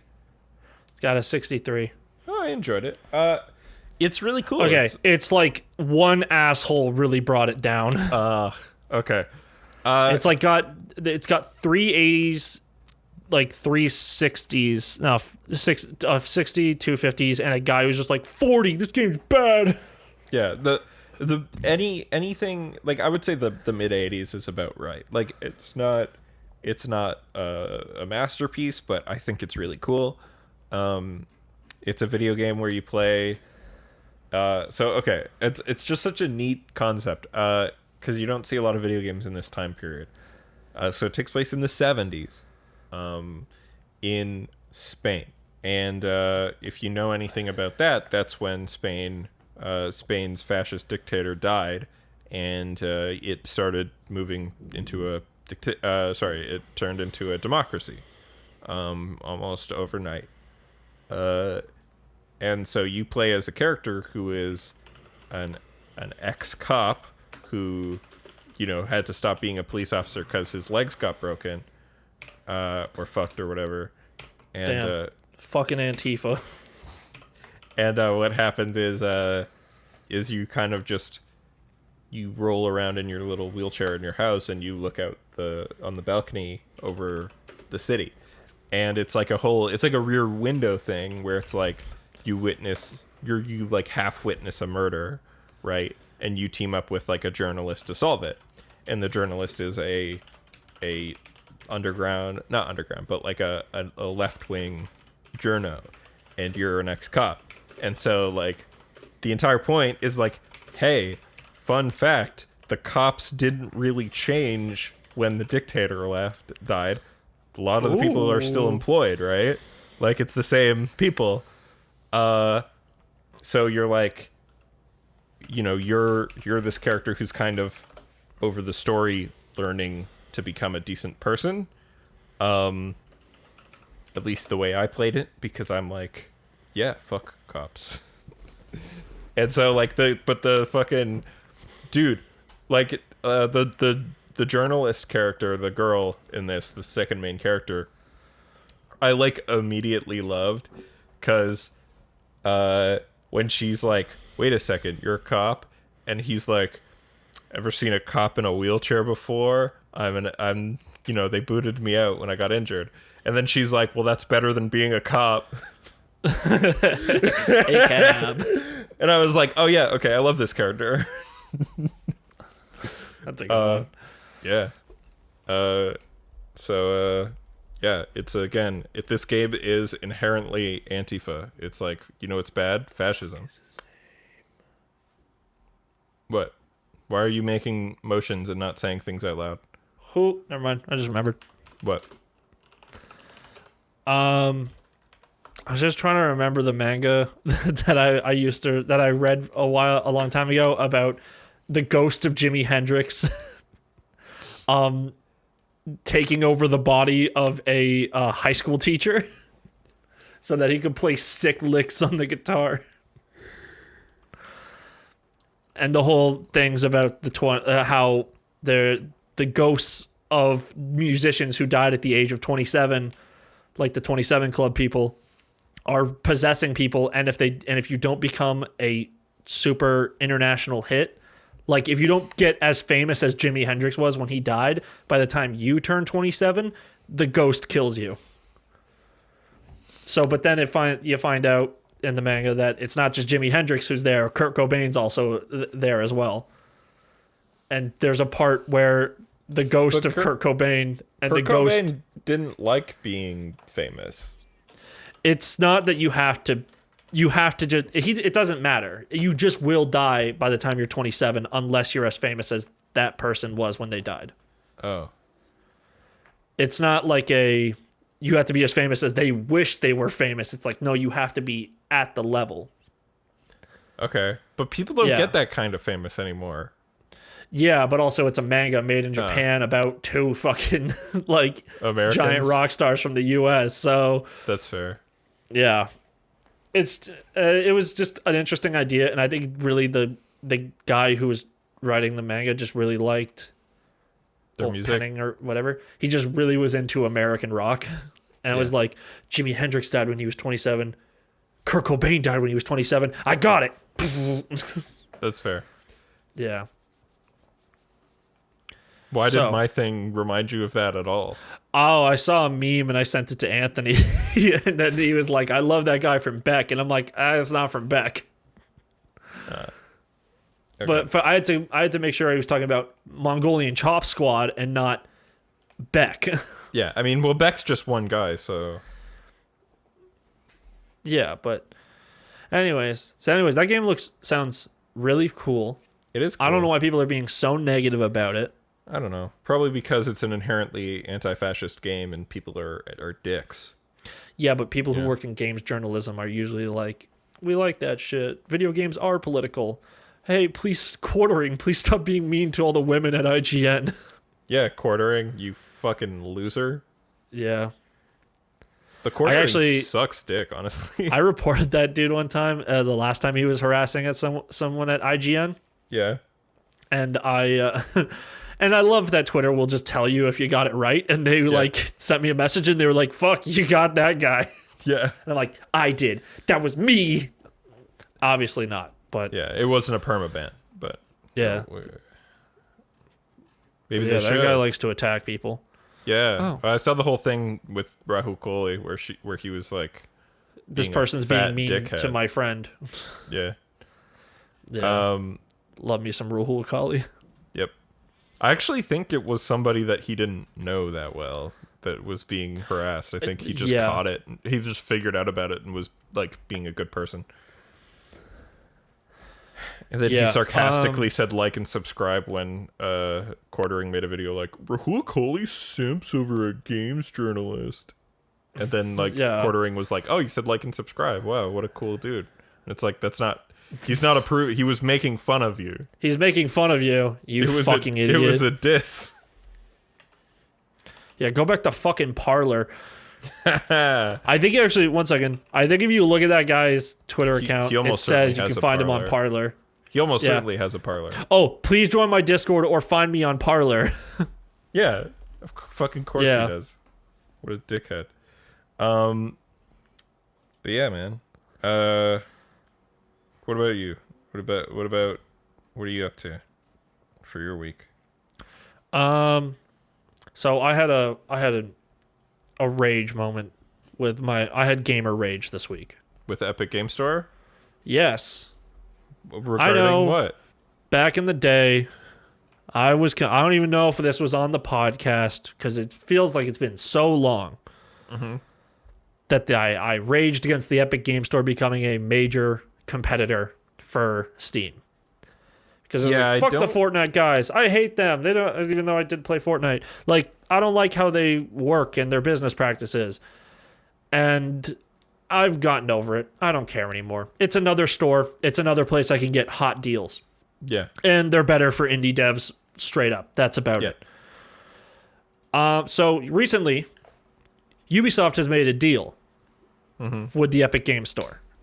That all their games are going to be Epic, not Steam. Yes. You cannot buy Assassin's Creed Valhalla on Steam. Yeah. You have to buy it on the Epic Game Store. And I was like, you know what? I want to play Valhalla because I like Assassin's Creed. Why didn't you just get it on console? Assassin's Creeds are usually dookie Let me on go PC. over the story first because that's where it's ends up. I buy the game on the Epic Game Store. It's in my library. I have it fully installed. Actually, it's still here despite the fact that I have a refund for it. I got a refund. Okay. I download the whole game. I go to launch it, and it says, oh, you got to connect your account to Ubisoft. I'm like, that's weird. I never had to do that with any of the games I own on Steam. What do you mean? Steam usually makes you go through Uplay. No, it didn't actually in the past. This is the thing I always never understood with people's complaints about Uplay. Uplay was another launcher, and that's it. It would automatically recognize that you purchased the game through Steam if you launched the game through Steam. Rainbow Six Siege did not require the game I played the most, like the Uplay game I have the most hours in probably. When you launch that game, Uplay pops up for a second. It doesn't, I don't need to log in again. I don't need to verify anything. The game would just fucking launch. That's it. Same with every Assassin's Creed I've bought through Steam. But now they have this Epic Games deal. I had to link my account, and so I click on it. It's like, all right, link it. It takes me to a Ubisoft page that never finishes loading. It just sits there with the Ubisoft swirl just going forever. Nothing happens. And I'm like, all right, maybe I can manually link them. So I went into my Epic Games thing, and I'm like, all right, hit me up, fam. Oh no, I can't do anything on here. I have to go to their website. So I got the link to go to my account on the website, because you can't actually do any changes to your profile through the app. You have to go to the website and redo all your information all the time. So try to link them. There is an option to link to Steam, to Facebook, to Twitter, to Twitch. There's not one for Uplay, and they're fucking have a business deal with Uplay. Yep. So I physically could not launch this game because Uplay would not allow it. And then you got your refund. I got a refund and I went and bought it on my PS5. Yeah, I mean, that makes sense. Honestly, Ubisoft games are, again, usually kind of shitty on PC anyway. They run fine for me. But whatever. At least I did a quick check and I'm like, which is the PS5 version of Valhalla already out? And yeah, it came out on the same day. Yeah, day and date. So fuck Uplay. Yeah. I have actually not played Assassin's Creed Valhalla yet. Because I've been busy getting back into Cyberpunk. Cool. Yeah. I still haven't yet. I need to play more. I need to play Yakuza 7 more before I get back into Cyberpunk, because Yakuza 7's on a fucking giant timer for March.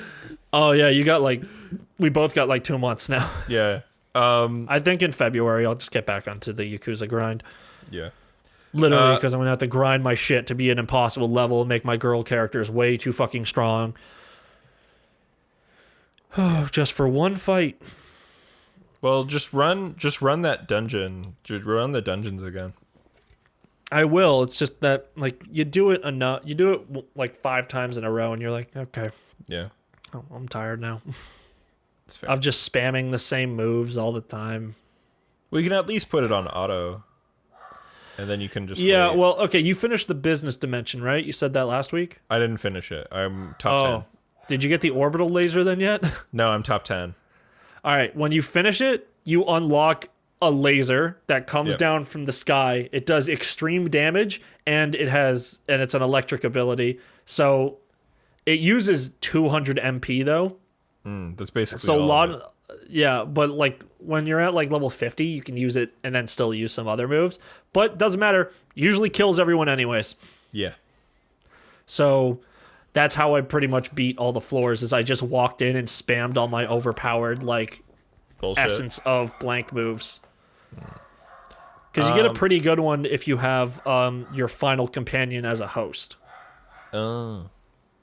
Yeah. Actually, wait. Do you have anyone as a host in your party right now? I just have a hostess. The host is a lot better than the hostess. Really? In my opinion, yeah. All the girl classes are kind of weak, which sucks. Is the Night Queen good? Because I haven't used it. It's exciting conceptually. Yeah, I'm gonna like look up a guide and see which ones do the most damage. Yeah. I was gonna talk about Batman, and then do you want to talk about WandaVision? Talk about Batman. I'm just gonna make like a quick statement about my playthrough of Cyberpunk, and then we can talk about WandaVision. Hey, I started reading the Batman Grant Morrison omnibuses that I got for Christmas because Crimbus. Yeah, because I was like, I'm gonna finish reading No Man's Land first, but No Man's Land is written by a bunch of people, and sometimes you'll get a great issue and sometimes you'll get a dog shit issue, and even though No Man's Land is cool, it's not as cool as the writing of one Grant Morrison. So I, in the last 2 days, have just fucking binged through these giant comic, or just the first and a half volume of the omnibus and a half. I'm gonna And fucking hit my dog. all right. Yeah. No, I'm not going to. And so like, so I've read through like some of the coolest iconic stories. We're talking Batman and Son. We're talking fucking the three ghosts of Batman leading up to Batman R.I.P. And I've read the first bit of the Batman and Robin part of Grant Morrison's run. And so good. So fucking weird. I love Grant Morrison. They're a great writer. But yeah, man, I don't know. Like, it's really good. It's good. I'm glad you're enjoying Batman. Yeah. The most enjoyable of all comic books. I wouldn't recommend this run to somebody who doesn't know shit because, like... Because is it kind of just like, here's some information that you should know, and then if you don't know it, you're just going like... Well, okay. So Grant Morrison, they are a great writer, but they also just, like, love the lore of Batman. And so, like, in Batman R.I.P. and the run that comes kind of before it, like... what they do is, like, effectively it's like, hey, we're going to do significant references to pre-Crisis on Infinite Earth Batman stories that, like, don't make sense. So we got, like, the Batman of Zuran R, which is, like, from fucking 1959, and it's like, this is a one issue. There's the, like, Batmite is referenced. You've got, like, another random one issue where, like, about Bruce Wayne's dad being the first Batman sometimes, or, like, just, like, so much weird, like, esoterica from early Batman comics, like Golden Age shit, and it all comes together in Batman R.I.P., which is, like, super cool, super fucking interesting. But I literally had to go on my phone and go, hey, is there a collection of these old comics that keep getting referenced? Because I want to know. And it's called Batman the Black Casebook. And I read that on my phone to try to, like, get more context for all these weird references that's happening. But it's really cool. Once you get it, you're like, oh shit, this is fucking awesome. Sick. Yeah. Yeah. But yeah, if you want like if you want my recommendation of a comic you should read that you don't need any information really to go into, you should read Tom King's Vision run from 2015, 2016. Especially if you like Vision. Yeah, especially I've if you never like heard of that WandaVision. character. Yeah. I don't know who that man is. Is he like Mr. Vision? He's like Martian Manhunter, but Marvel. And cooler.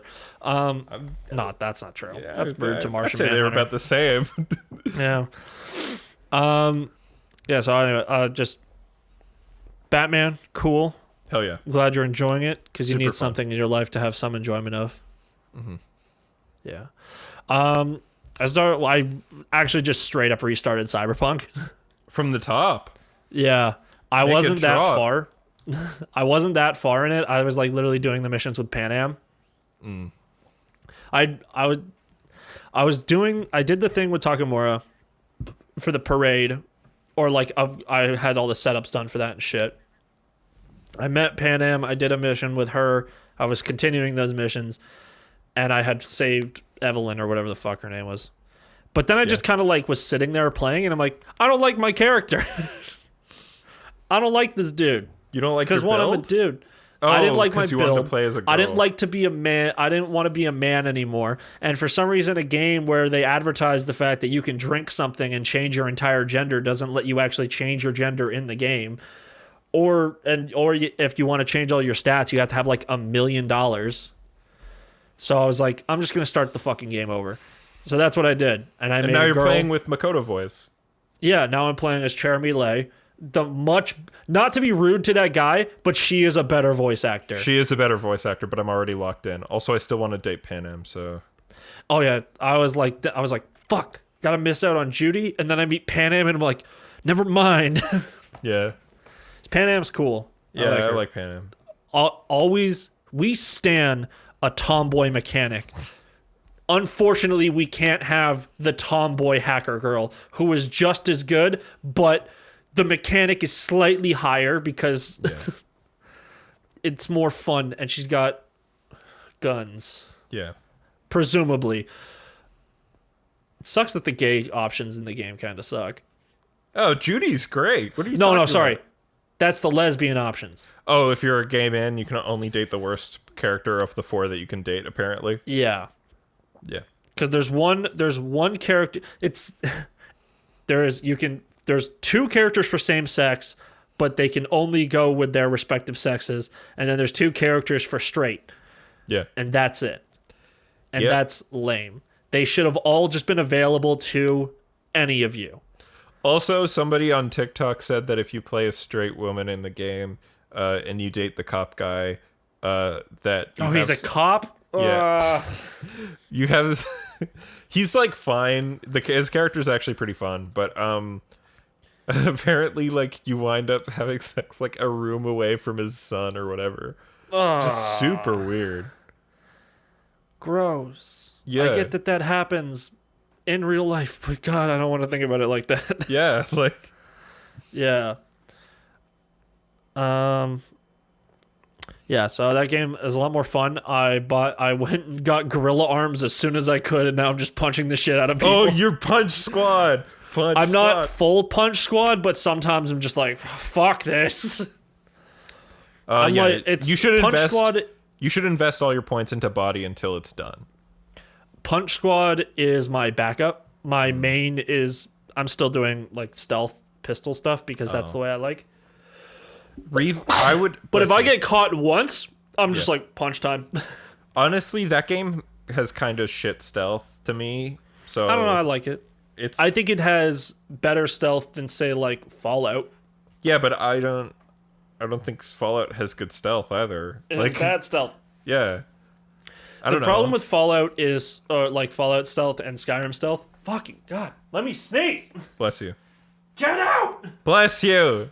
It's not coming out. That was me yelling. Fallout stealth and Skyrim stealth is like based around them finding, like the collective group finding out you're there, where Cyberpunk stealth is like if a person detects you, if you kill them fast enough and silently enough, it doesn't matter, which I really enjoy. Like if I headshot a guy with like a pistol, like a silenced pistol with like all my damage and bonuses and shit, and the guy doesn't die immediately, if I just get off another shot and like kill him that way, even though he has been alerted, he does not alert everyone else. And I think that's a vast improvement. It is to like every other game stealth. It is, but here's the thing, Ian. Why would I scooch my ass along the ground like a fucking incel when I could just simply walk in and have strong bones and then punch every man to death in one hit? I just think like a Chad. Some missions don't make sense to do that, and that's all. But actually, I'm focusing, and it's non-lethal, Ian. I'm focusing on my technological ability or whatever the fuck. Oh yeah, I haven't touched that. Because I'm gonna do like a tech playthrough where I'm like real smart person, and then I'll just come back and go full punchies. God, you know, the state of the world has led me to a lot of brain DM things of like, this would be a cool cyberpunk thing. If I ran a game of that with my friends, that would be super fun. I like to think of fantasy punk stuff. Yeah. Because I don't know. I just think it's a genre that no one really fucks with. And if you do, because whenever someone's like fantasy, it's like, you gotta go all the way back to medieval times. And it's like, why don't we do like a modern fantasy or some shit? Do you like Shadowrun, Ian? Dimension 20. How do you feel about Shadowrun? Haven't played it. Is that I mean, like, even like just in general, like, I literally do not know. Okay. Because I'm googling it right now. Shadowrun is basically it's cyberpunk with fantasy, where it's like takes place in the future, but at one point a comet came to Earth that brought magic, and then there's like elves and dwarves and shit, but also humans, and also like there's cyberpunk shit. Is this an RTS? Shadowrun is a tactical RPG, much like well, it depends on the game. I think there could be an RTS, but no, it's a tactical RPG.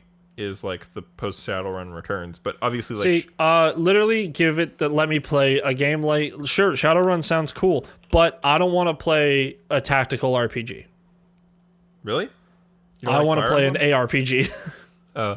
But they don't have the money for it. They don't have ARPG money at Shadowrun. Yeah. Well, they got their publisher's Paradox, but they're not huge. Yeah. I mean, I don't know. Yeah, I just like also what really scratches my itch about Cyberpunk is just how good it is with like how you can just come at a mission from any angle you really want. Even if the mission, like if it's a main story, even if it says please go stealth, you don't have to listen. Yeah, it's always optional. You can do any mission how you want, and that's good. It gets the like. It's exactly like. Did you ever watch Nakey Jakey's Rockstar video? Yeah. Where he just complains about how Rockstar used to be Legos and now, or like the Lego box, and now it's the Lego fucking, hey, build the Millennium Falcon. Mm-hmm. And like new GTA 5 and Red Dead Redemption 2, Millennium Falcon looks really nice, but I had to follow all the fucking rules and shit. Yeah. Cyberpunk 2077 is a Lego box, but unfortunately it's a Lego box that some asshole kid dropped a popsicle in right now. Yeah, I mean, also, it's not quite the Lego box fully. A lot of that stuff, a lot of the game is still putting you across a pretty straight line.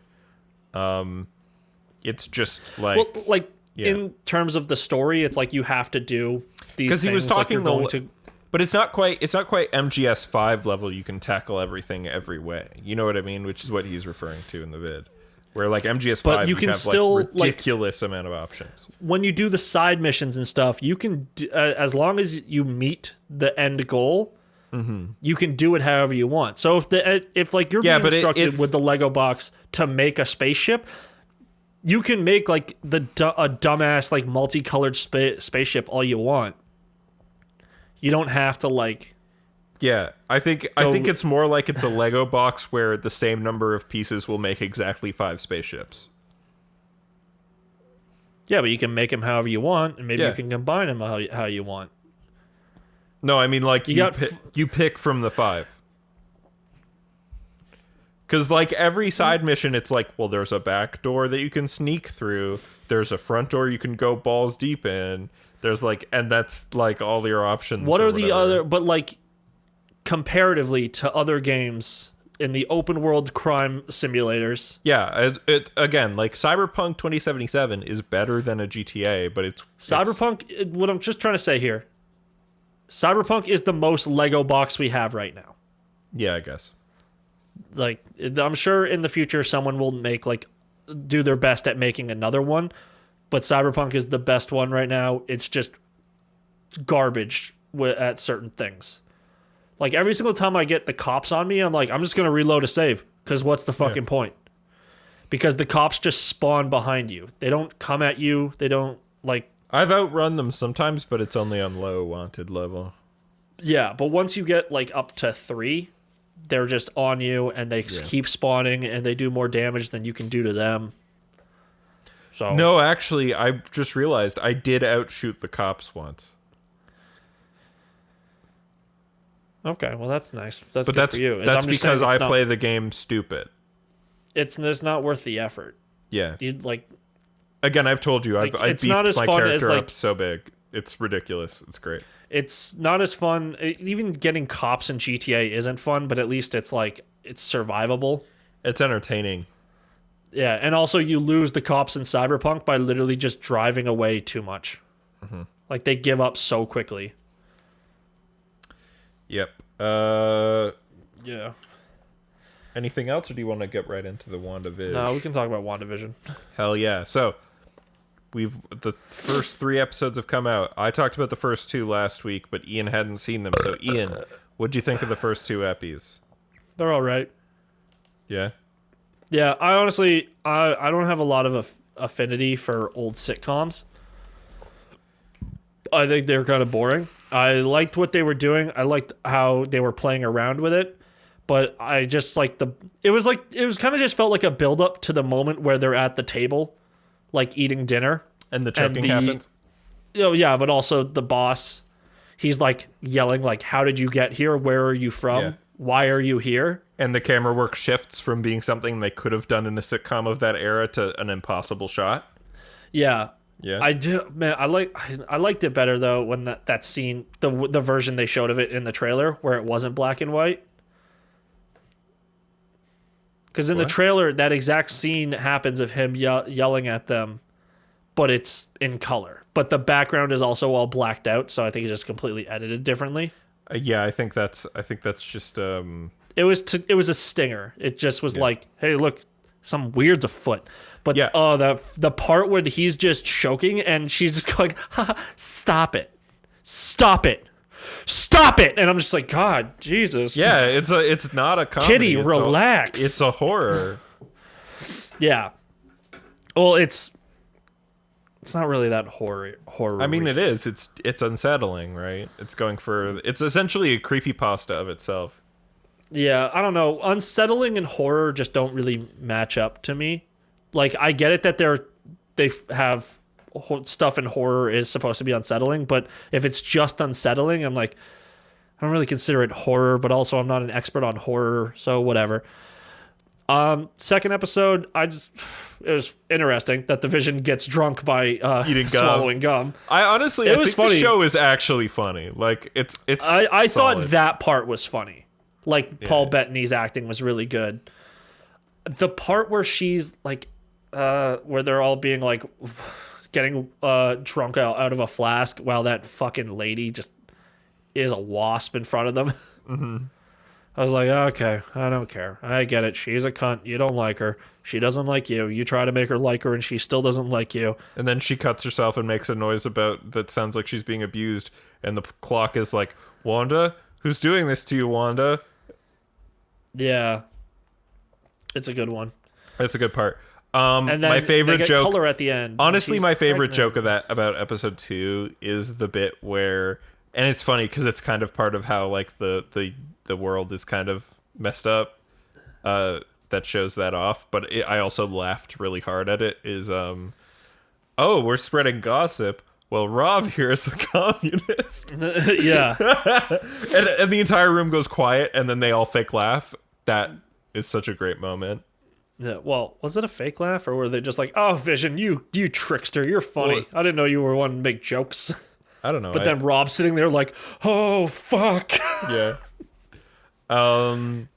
And Rob is married to the waspy bitch. Yeah, Dottie. Yeah, that's her name. Yeah, that's such a 1950s name. Yeah. But this is the 60s. Yeah, this episode 2 was the late 60s because it was supposed to be like Bewitched. And then at the end, we go into the 70s. Yep. I did really like the detail about in the first episode when she's doing like the dishes and making things teleport everywhere. How the effects are like old school. They're cheesy. like look like they're on fish, like yeah. Fishing line and just like bobbing like, ooh, it's a ghost. I like that the effects were like kind of era appropriate. I thought that was super fun. Like where they do the jump cut of the rings, but like their hands aren't actually in the exact same spot. Yeah, their hands shift a bit. Yeah. Yeah, that was a good one. That's like it's such like a good. It's funny because like this is kind of in a way what I want from Marvel, which is like it cares a lot more about the way that it's being shot and made than most Marvel productions. And I like that. I don't think we're ever going to see Vision back at work unless we get to like the 90s. Well, because I don't know when shit will go off the rails. Well, and it's like the if you notice in episode 2, the boss isn't there anymore, and because the boss, because back in the 1950s. The part of the man being at work was a lot more important. No, because it's like, while the man's away, what hijinks does the wife get into? No, the vibe that I'm getting is like he said something he wasn't supposed to by questioning it, right? And then when we get to episode 2 and we see the crowd shot, the wife is there, Kitty is there in the crowd, but the boss isn't, and Kitty's sitting next to Agnes. Okay, that's a lot more interesting, but it's also because like around the times of like what you showed in TV, it didn't really matter like what you did for work. It was about what you did at home, which was the hijinks that they would film. It's like the subject matter you would have got in those types of sitcoms of that era. Yeah, but I mean, Bewitched still would have workplace shenanigans. But he doesn't really like. That's not the focus though in Bewitched. Yeah. I did also like the joke in the first one where it's like, man, it's almost as if you are a computer. I am not a computer. Don't say what? Ridiculous. I'm a human man. Yeah, no, that was good. It's fun. I don't know. I like the show a lot. It's Drunk a fun. Paul Bettany and like him like interacting with the town. Them interacting with the townsfolk was a lot more interesting, and also that Agnes is just still there. Yeah, Agnes. So Agnes has weirdness about her. I'm still gonna stick by Agatha Harkness / Oh, I Mephisto. think you're absolutely right about that. Because I mean, everybody's saying it, so it must be true. Yeah, but and then in episode 3, at the end of episode 2, we got color and she's pregnant. Yeah, and Wanda's pregnant. And yeah. We know for a fact because of episode 3, and they say only 12 hours have passed since the end of episode 1 or episode 2. We know this is taking place over a short time, even though decades are passing. Yeah. Right? So, and that's why everybody kind of stays the same age, even though their hair and clothing change. Yeah. But fucking the part when like he goes out, like he gets the doctor or whatever. I don't remember why. He like walks out. Oh no, it's earlier when she's still just pregnant. Mm-hmm. He walks outside and Herb's like not even cutting the hedges anymore. He's just sawing through the fucking like concrete, the brick divider, and he's like, "Yeah, you missed it there." And he's like, "Oh, looks like I did." It just keeps going. I'm like, what the fuck is happening here? That's so funny, but also I think it's like they're glitching, maybe kind of like that. It was very much like the simulation is breaking down. Yeah. Sort of shit. So, but then Black Lady, can't remember her actual character's name. Geraldine, or do you mean the fact that we know she's Monica Rambeau? No, not that. I know that. I was going to bring that up, but Geraldine, she comes over because she's like, I got a new job. Yeah. I need some supplies. I need some office supplies and a bucket. And then fucking Wanda is very poorly hiding the fact that she's pregnant, but that's what they did back in the day. It's like, I'll put a bowl of fruit on my tummy and she won't notice I'm fucking fat. That's literally what they still do in sitcoms when an actor is pregnant. Yeah, I know. And it's still bad. Yeah, so she's having all these wild hijinks while the Vision is just full on fucking sprinting around town picking up the doctor. Yeah. But then Geraldine goes inside. And then he like leaves for a minute and goes back in. He leaves for a minute and Agnes is now there. Talking to Herb. That's later. That's after the doctors come back and left. Okay. So after the babies are born. Yeah. But so we got the babies, Tommy and Billy. Tommy and Billy, Wiccan and Speed confirmed. Yeah. Or not, because this reality doesn't exist. Well, but or she's going to manifest babies into existence. I mean, probably that makes sense. People are saying like, oh, based on the info that we have, Marvel's probably going to do something with the Young Avengers because we've got Wiccan and Speed here. We've got Girl Hawkeye in Hawkeye. We've got America Chavez was announced for something. Miss Marvel. Ms. Marvel, she's showing up in Ms. Marvel, or you no? mean But she exists. Oh, but Ms. Marvel. I don't know if she's not a Young Avenger, but she's a young character, and the Marvel Cinematic Universe seems to be going their own way with certain things. They might put her in the Young Avengers, but they also. Who else did they announce? My brain. Or no, wait. I don't know. The last one is that they're doing Secret Invasion, which is a Skrull thing, and the last Young Avenger is Hulkling, who is a Skrull. Which is weird that they would do a Skrull invasion thing, because it seems like they were trying to make the Skrulls to be not villains. Maybe it's that society is like upset that there's a lot of people who are secretly Skrulls that they didn't know about.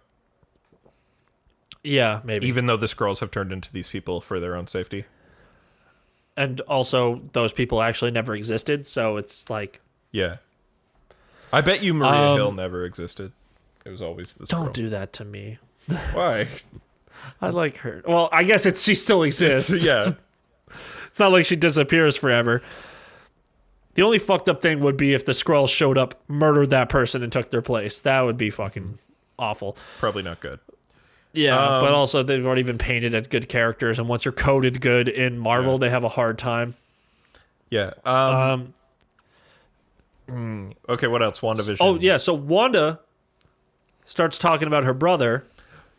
That scene legitimately got me like a little emotional, where she starts singing the Sokovian song. Yeah, and then Monica. what's her name again? What Monica. the character name? Geraldine. The one she was portraying. Geraldine is like, by Ultron, now it's information you shouldn't know, and then she tries to get her to leave, and then she just makes her boop out of existence. What was the thing she was wearing? Necklace. It's a necklace with the sword logo. What's the sword logo then in the comics? Is it anything? Okay, so in case you haven't, this is like kind of paying extra attention. At the end of episode 1, when they're being observed through the TV screen, a different screen has the logo of sword. When we saw the helicopter in episode 2, the helicopter had a sword logo on it. When we saw the beekeeper, the back of the beekeeper's suit had a sword logo on it. Sword is it is Sentient World Observation Reporting Division, something like that. So it's effective. It's Space Shield in the comics, but it's like a new shield, I guess, here. Okay. and Maybe it's what Shield becomes like Yeah. Nick Fury in space. Maybe this is like just a thing that he's Yeah, I think that could be done. that. People are saying that the space station that Nick Fury's in could be the Sword space station from the comics, because they have a big space station.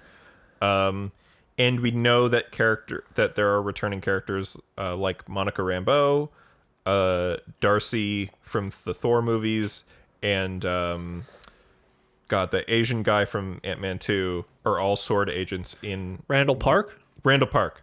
Yeah, I don't remember his character's name. I think Sorry, he's but- like John. I think his character's name is like Agent Chu or something like that.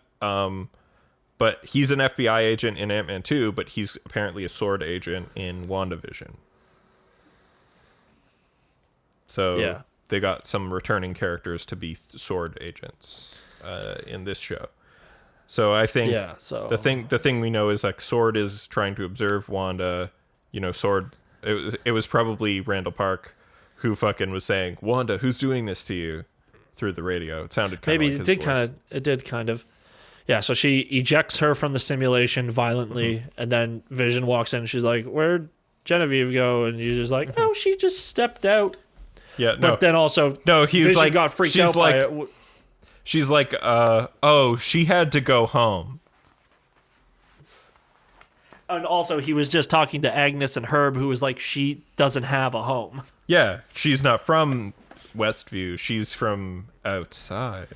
Oh yeah, she was like, she's from out of town. He's like, what's so weird about that? And she's just like, she doesn't Yeah, do anything. She doesn't work here. yeah. She doesn't live here. Well, she's here because we're all. She's here because we're all. Yeah. No, but also, stop! like, Don't tell him. fucking literally putting Agnes into a witch outfit where she looks at Vision and says, "You're not real," or whatever the Am fuck. I dead? 'Cause you are. Ha ha ha ha ha ha ha. Yeah. Agnes is definitely. Well, we'll know more next episode Yeah. because if going with the time, this episode was the 70s. Yep. So next episode would be the 80s. Yes. And they showed a Halloween episode that they would do. And you where think that's Vision gonna is be the dressed up 80s? as old Vision, and I think it will be the 80s. So I think Yeah. after episode 4, things will pop off a lot more. Yeah, and we'll know. Well, it's a 9-episode thing. So, and we know like the last 3 episodes are going to be the big climax where it becomes kind of more Marvel movie, big fight. yeah, They're fighting the devil. Come on, please. I'm calling Mephisto, the Satan. Come on, dude, show up. but it's just like, when is it gonna be that it's like we're fighting? I Like, bet- when is it gonna be that Vision is aware of what happened, and that like Yeah, trying to stop. I think 4, 5, and 6 is we're gonna see like even more ramping up of the weirdness, and we're gonna get like not a lot of answers still, but I think we're gonna get more answers through 4, 5, and 6. Defo. I'm really loving this show, honestly. Like it's just such a vibe for me, man. Like it's legitimately really funny to me. I'm enjoying so many of the jokes, and I love like the creepy shit. It's so weird. Yeah, I'm kind of neutral on it right now. Yeah. Like I'm excited to see more as it goes on, but that's about it. Yeah. See, like I love stuff that's like super, that's got that like weirdness level to it, where it's kind of like, whoa, what's going on? But if it winds up just being, if people are right, the other theorists are right, and it's not Mephisto, it's the fucking Grim Reaper character from the comics, that's so lame. That's stupid. Yeah, no, the Grim Reaper, by the way, isn't the Grim Reaper. He is the brother of Wonder Man, who in the comics Vision's brainwaves are based off of. What if we have a reverse House of M at the end of this? Yeah, no, comma, more mutants. Yeah. I literally made that joke last week. Yeah, but now I'm just thinking of that fucking, like, that joke, the joke from The Simpsons? Yeah. No, money down. Yeah. It's so funny to me. Dude, honestly, people, I know you're just catching on. I've seen, ever since this show was announced as what it is, people have been making edits like that because they think that's what the ending's gonna be. No, more mutants. Actually, there was a fucking joke like that in the comics. There was when Chip Zdarsky did a non-canon Original Sins, where, because Original Sins was an event where like a bunch of secrets came out that nobody knew, and one of there was like a joke one that they made, which was written by Canadian writer and artist Chip Zdarsky, and it had a bunch of characters saying their secret, and Wanda's was, no, I meant to say no, more mutants the whole time. It's so embarrassing. Because if everyone was a mutant, it wouldn't be that bad. Yeah, it was so funny. But what if, you know what would be cool? If that was hypothetically, that's what happens. Yeah. She says, no, more mutants. Yeah. And we have now, All what the is X-Men. in X-Men? Like 25% of the population is a mutant? Something like that. I don't know. So you can bring one actor back to portray the character they had. All right. They are now playing that character in the Marvel Cinematic Universe. Patrick Stewart, dead, done. Oh man, What? I was just to be like, I was thinking like Wolverine is a pretty good choice, but I don't want to say Wolverine because Hugh Jackman is just, he deserves to rest. Yeah. Also, like, he's old now. Also, Logan is just a great send off.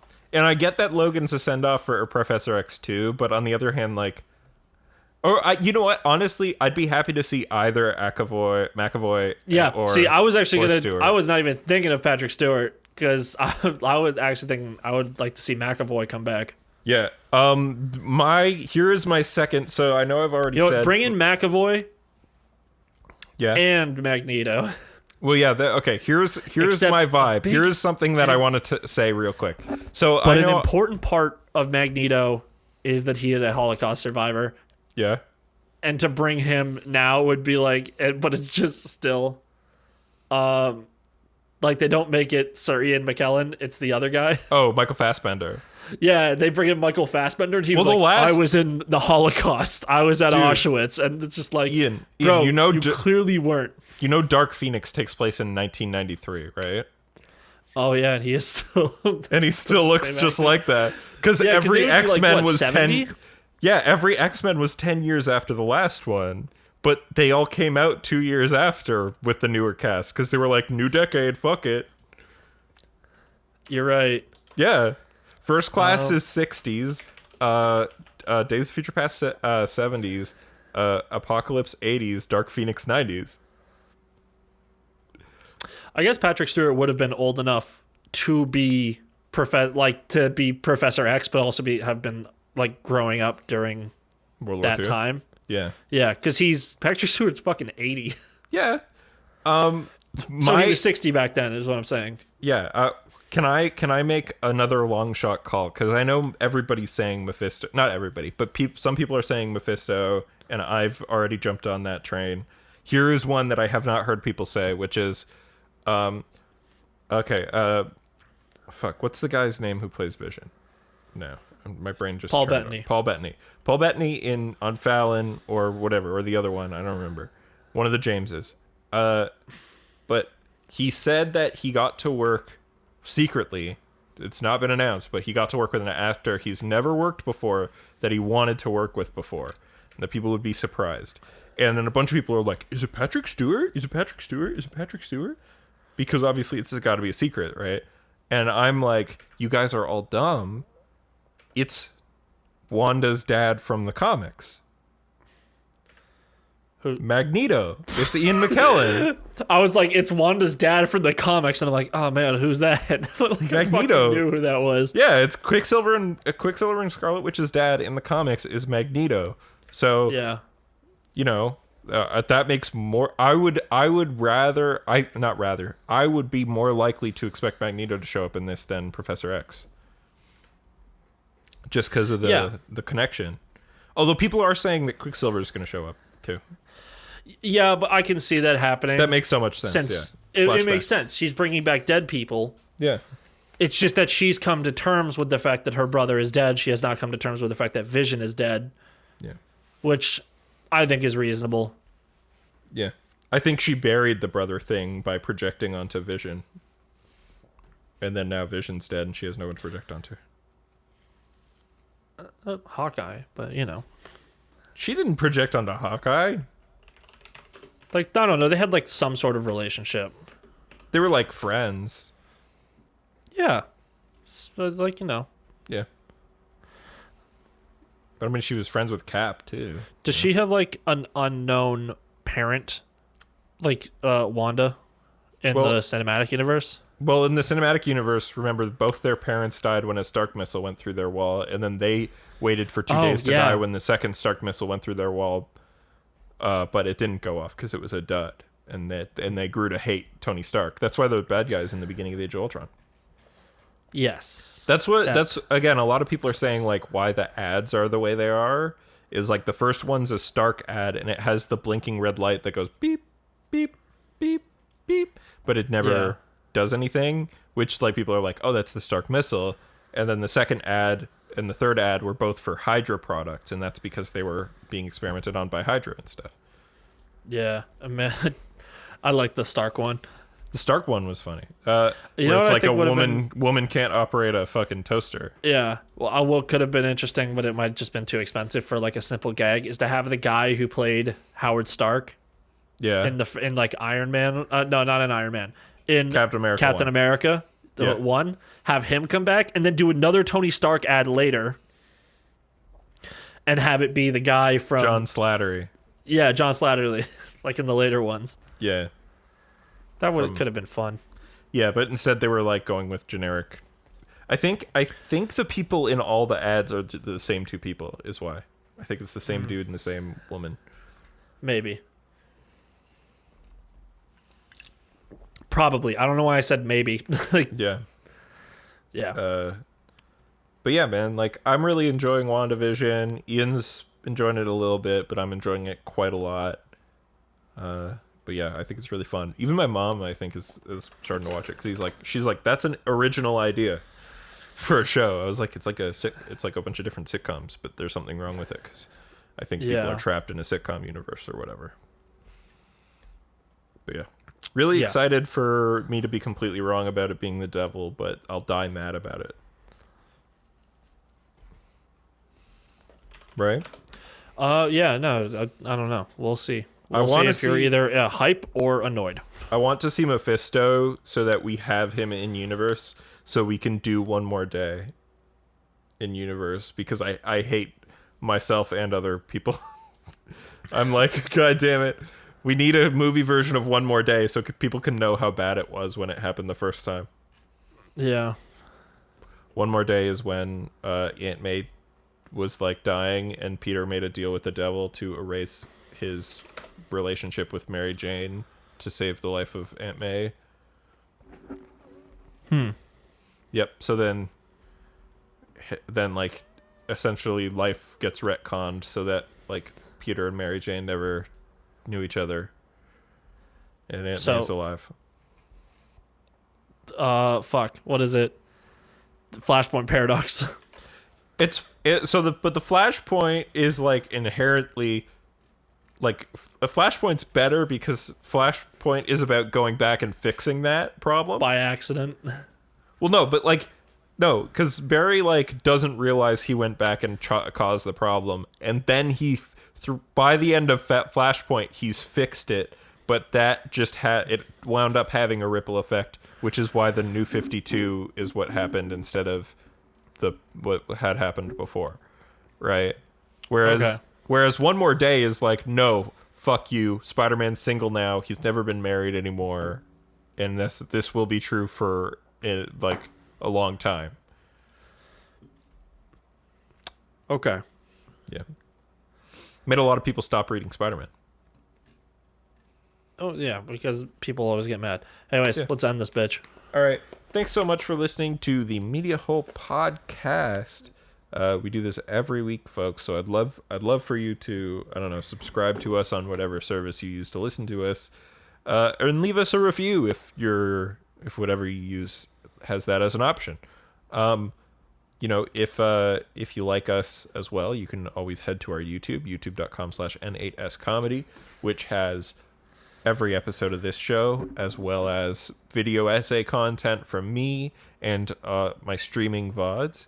If you want to follow me personally, you can head to @TheMediaHole on Twitter, @TheMediaHole on TikTok, twitch.tv/TheMediaHole, and when your balls get stuck to your leg.tumblr.com. Change your name. If you want to follow Ian, he is @StrugglesV. He's recently gotten a fucking ad deal from the National Guard, and so now he's every tweet is going to have a recommendation for the National Guard to come in to stop whatever protest movement is happening in that city. Can I try a different one? Sure. I've recently come under fire for going to a comedy show and taking a picture with 3 other famous people, despite the fact that I was well aware that I had COVID-19. That's good too. Bye. Bye.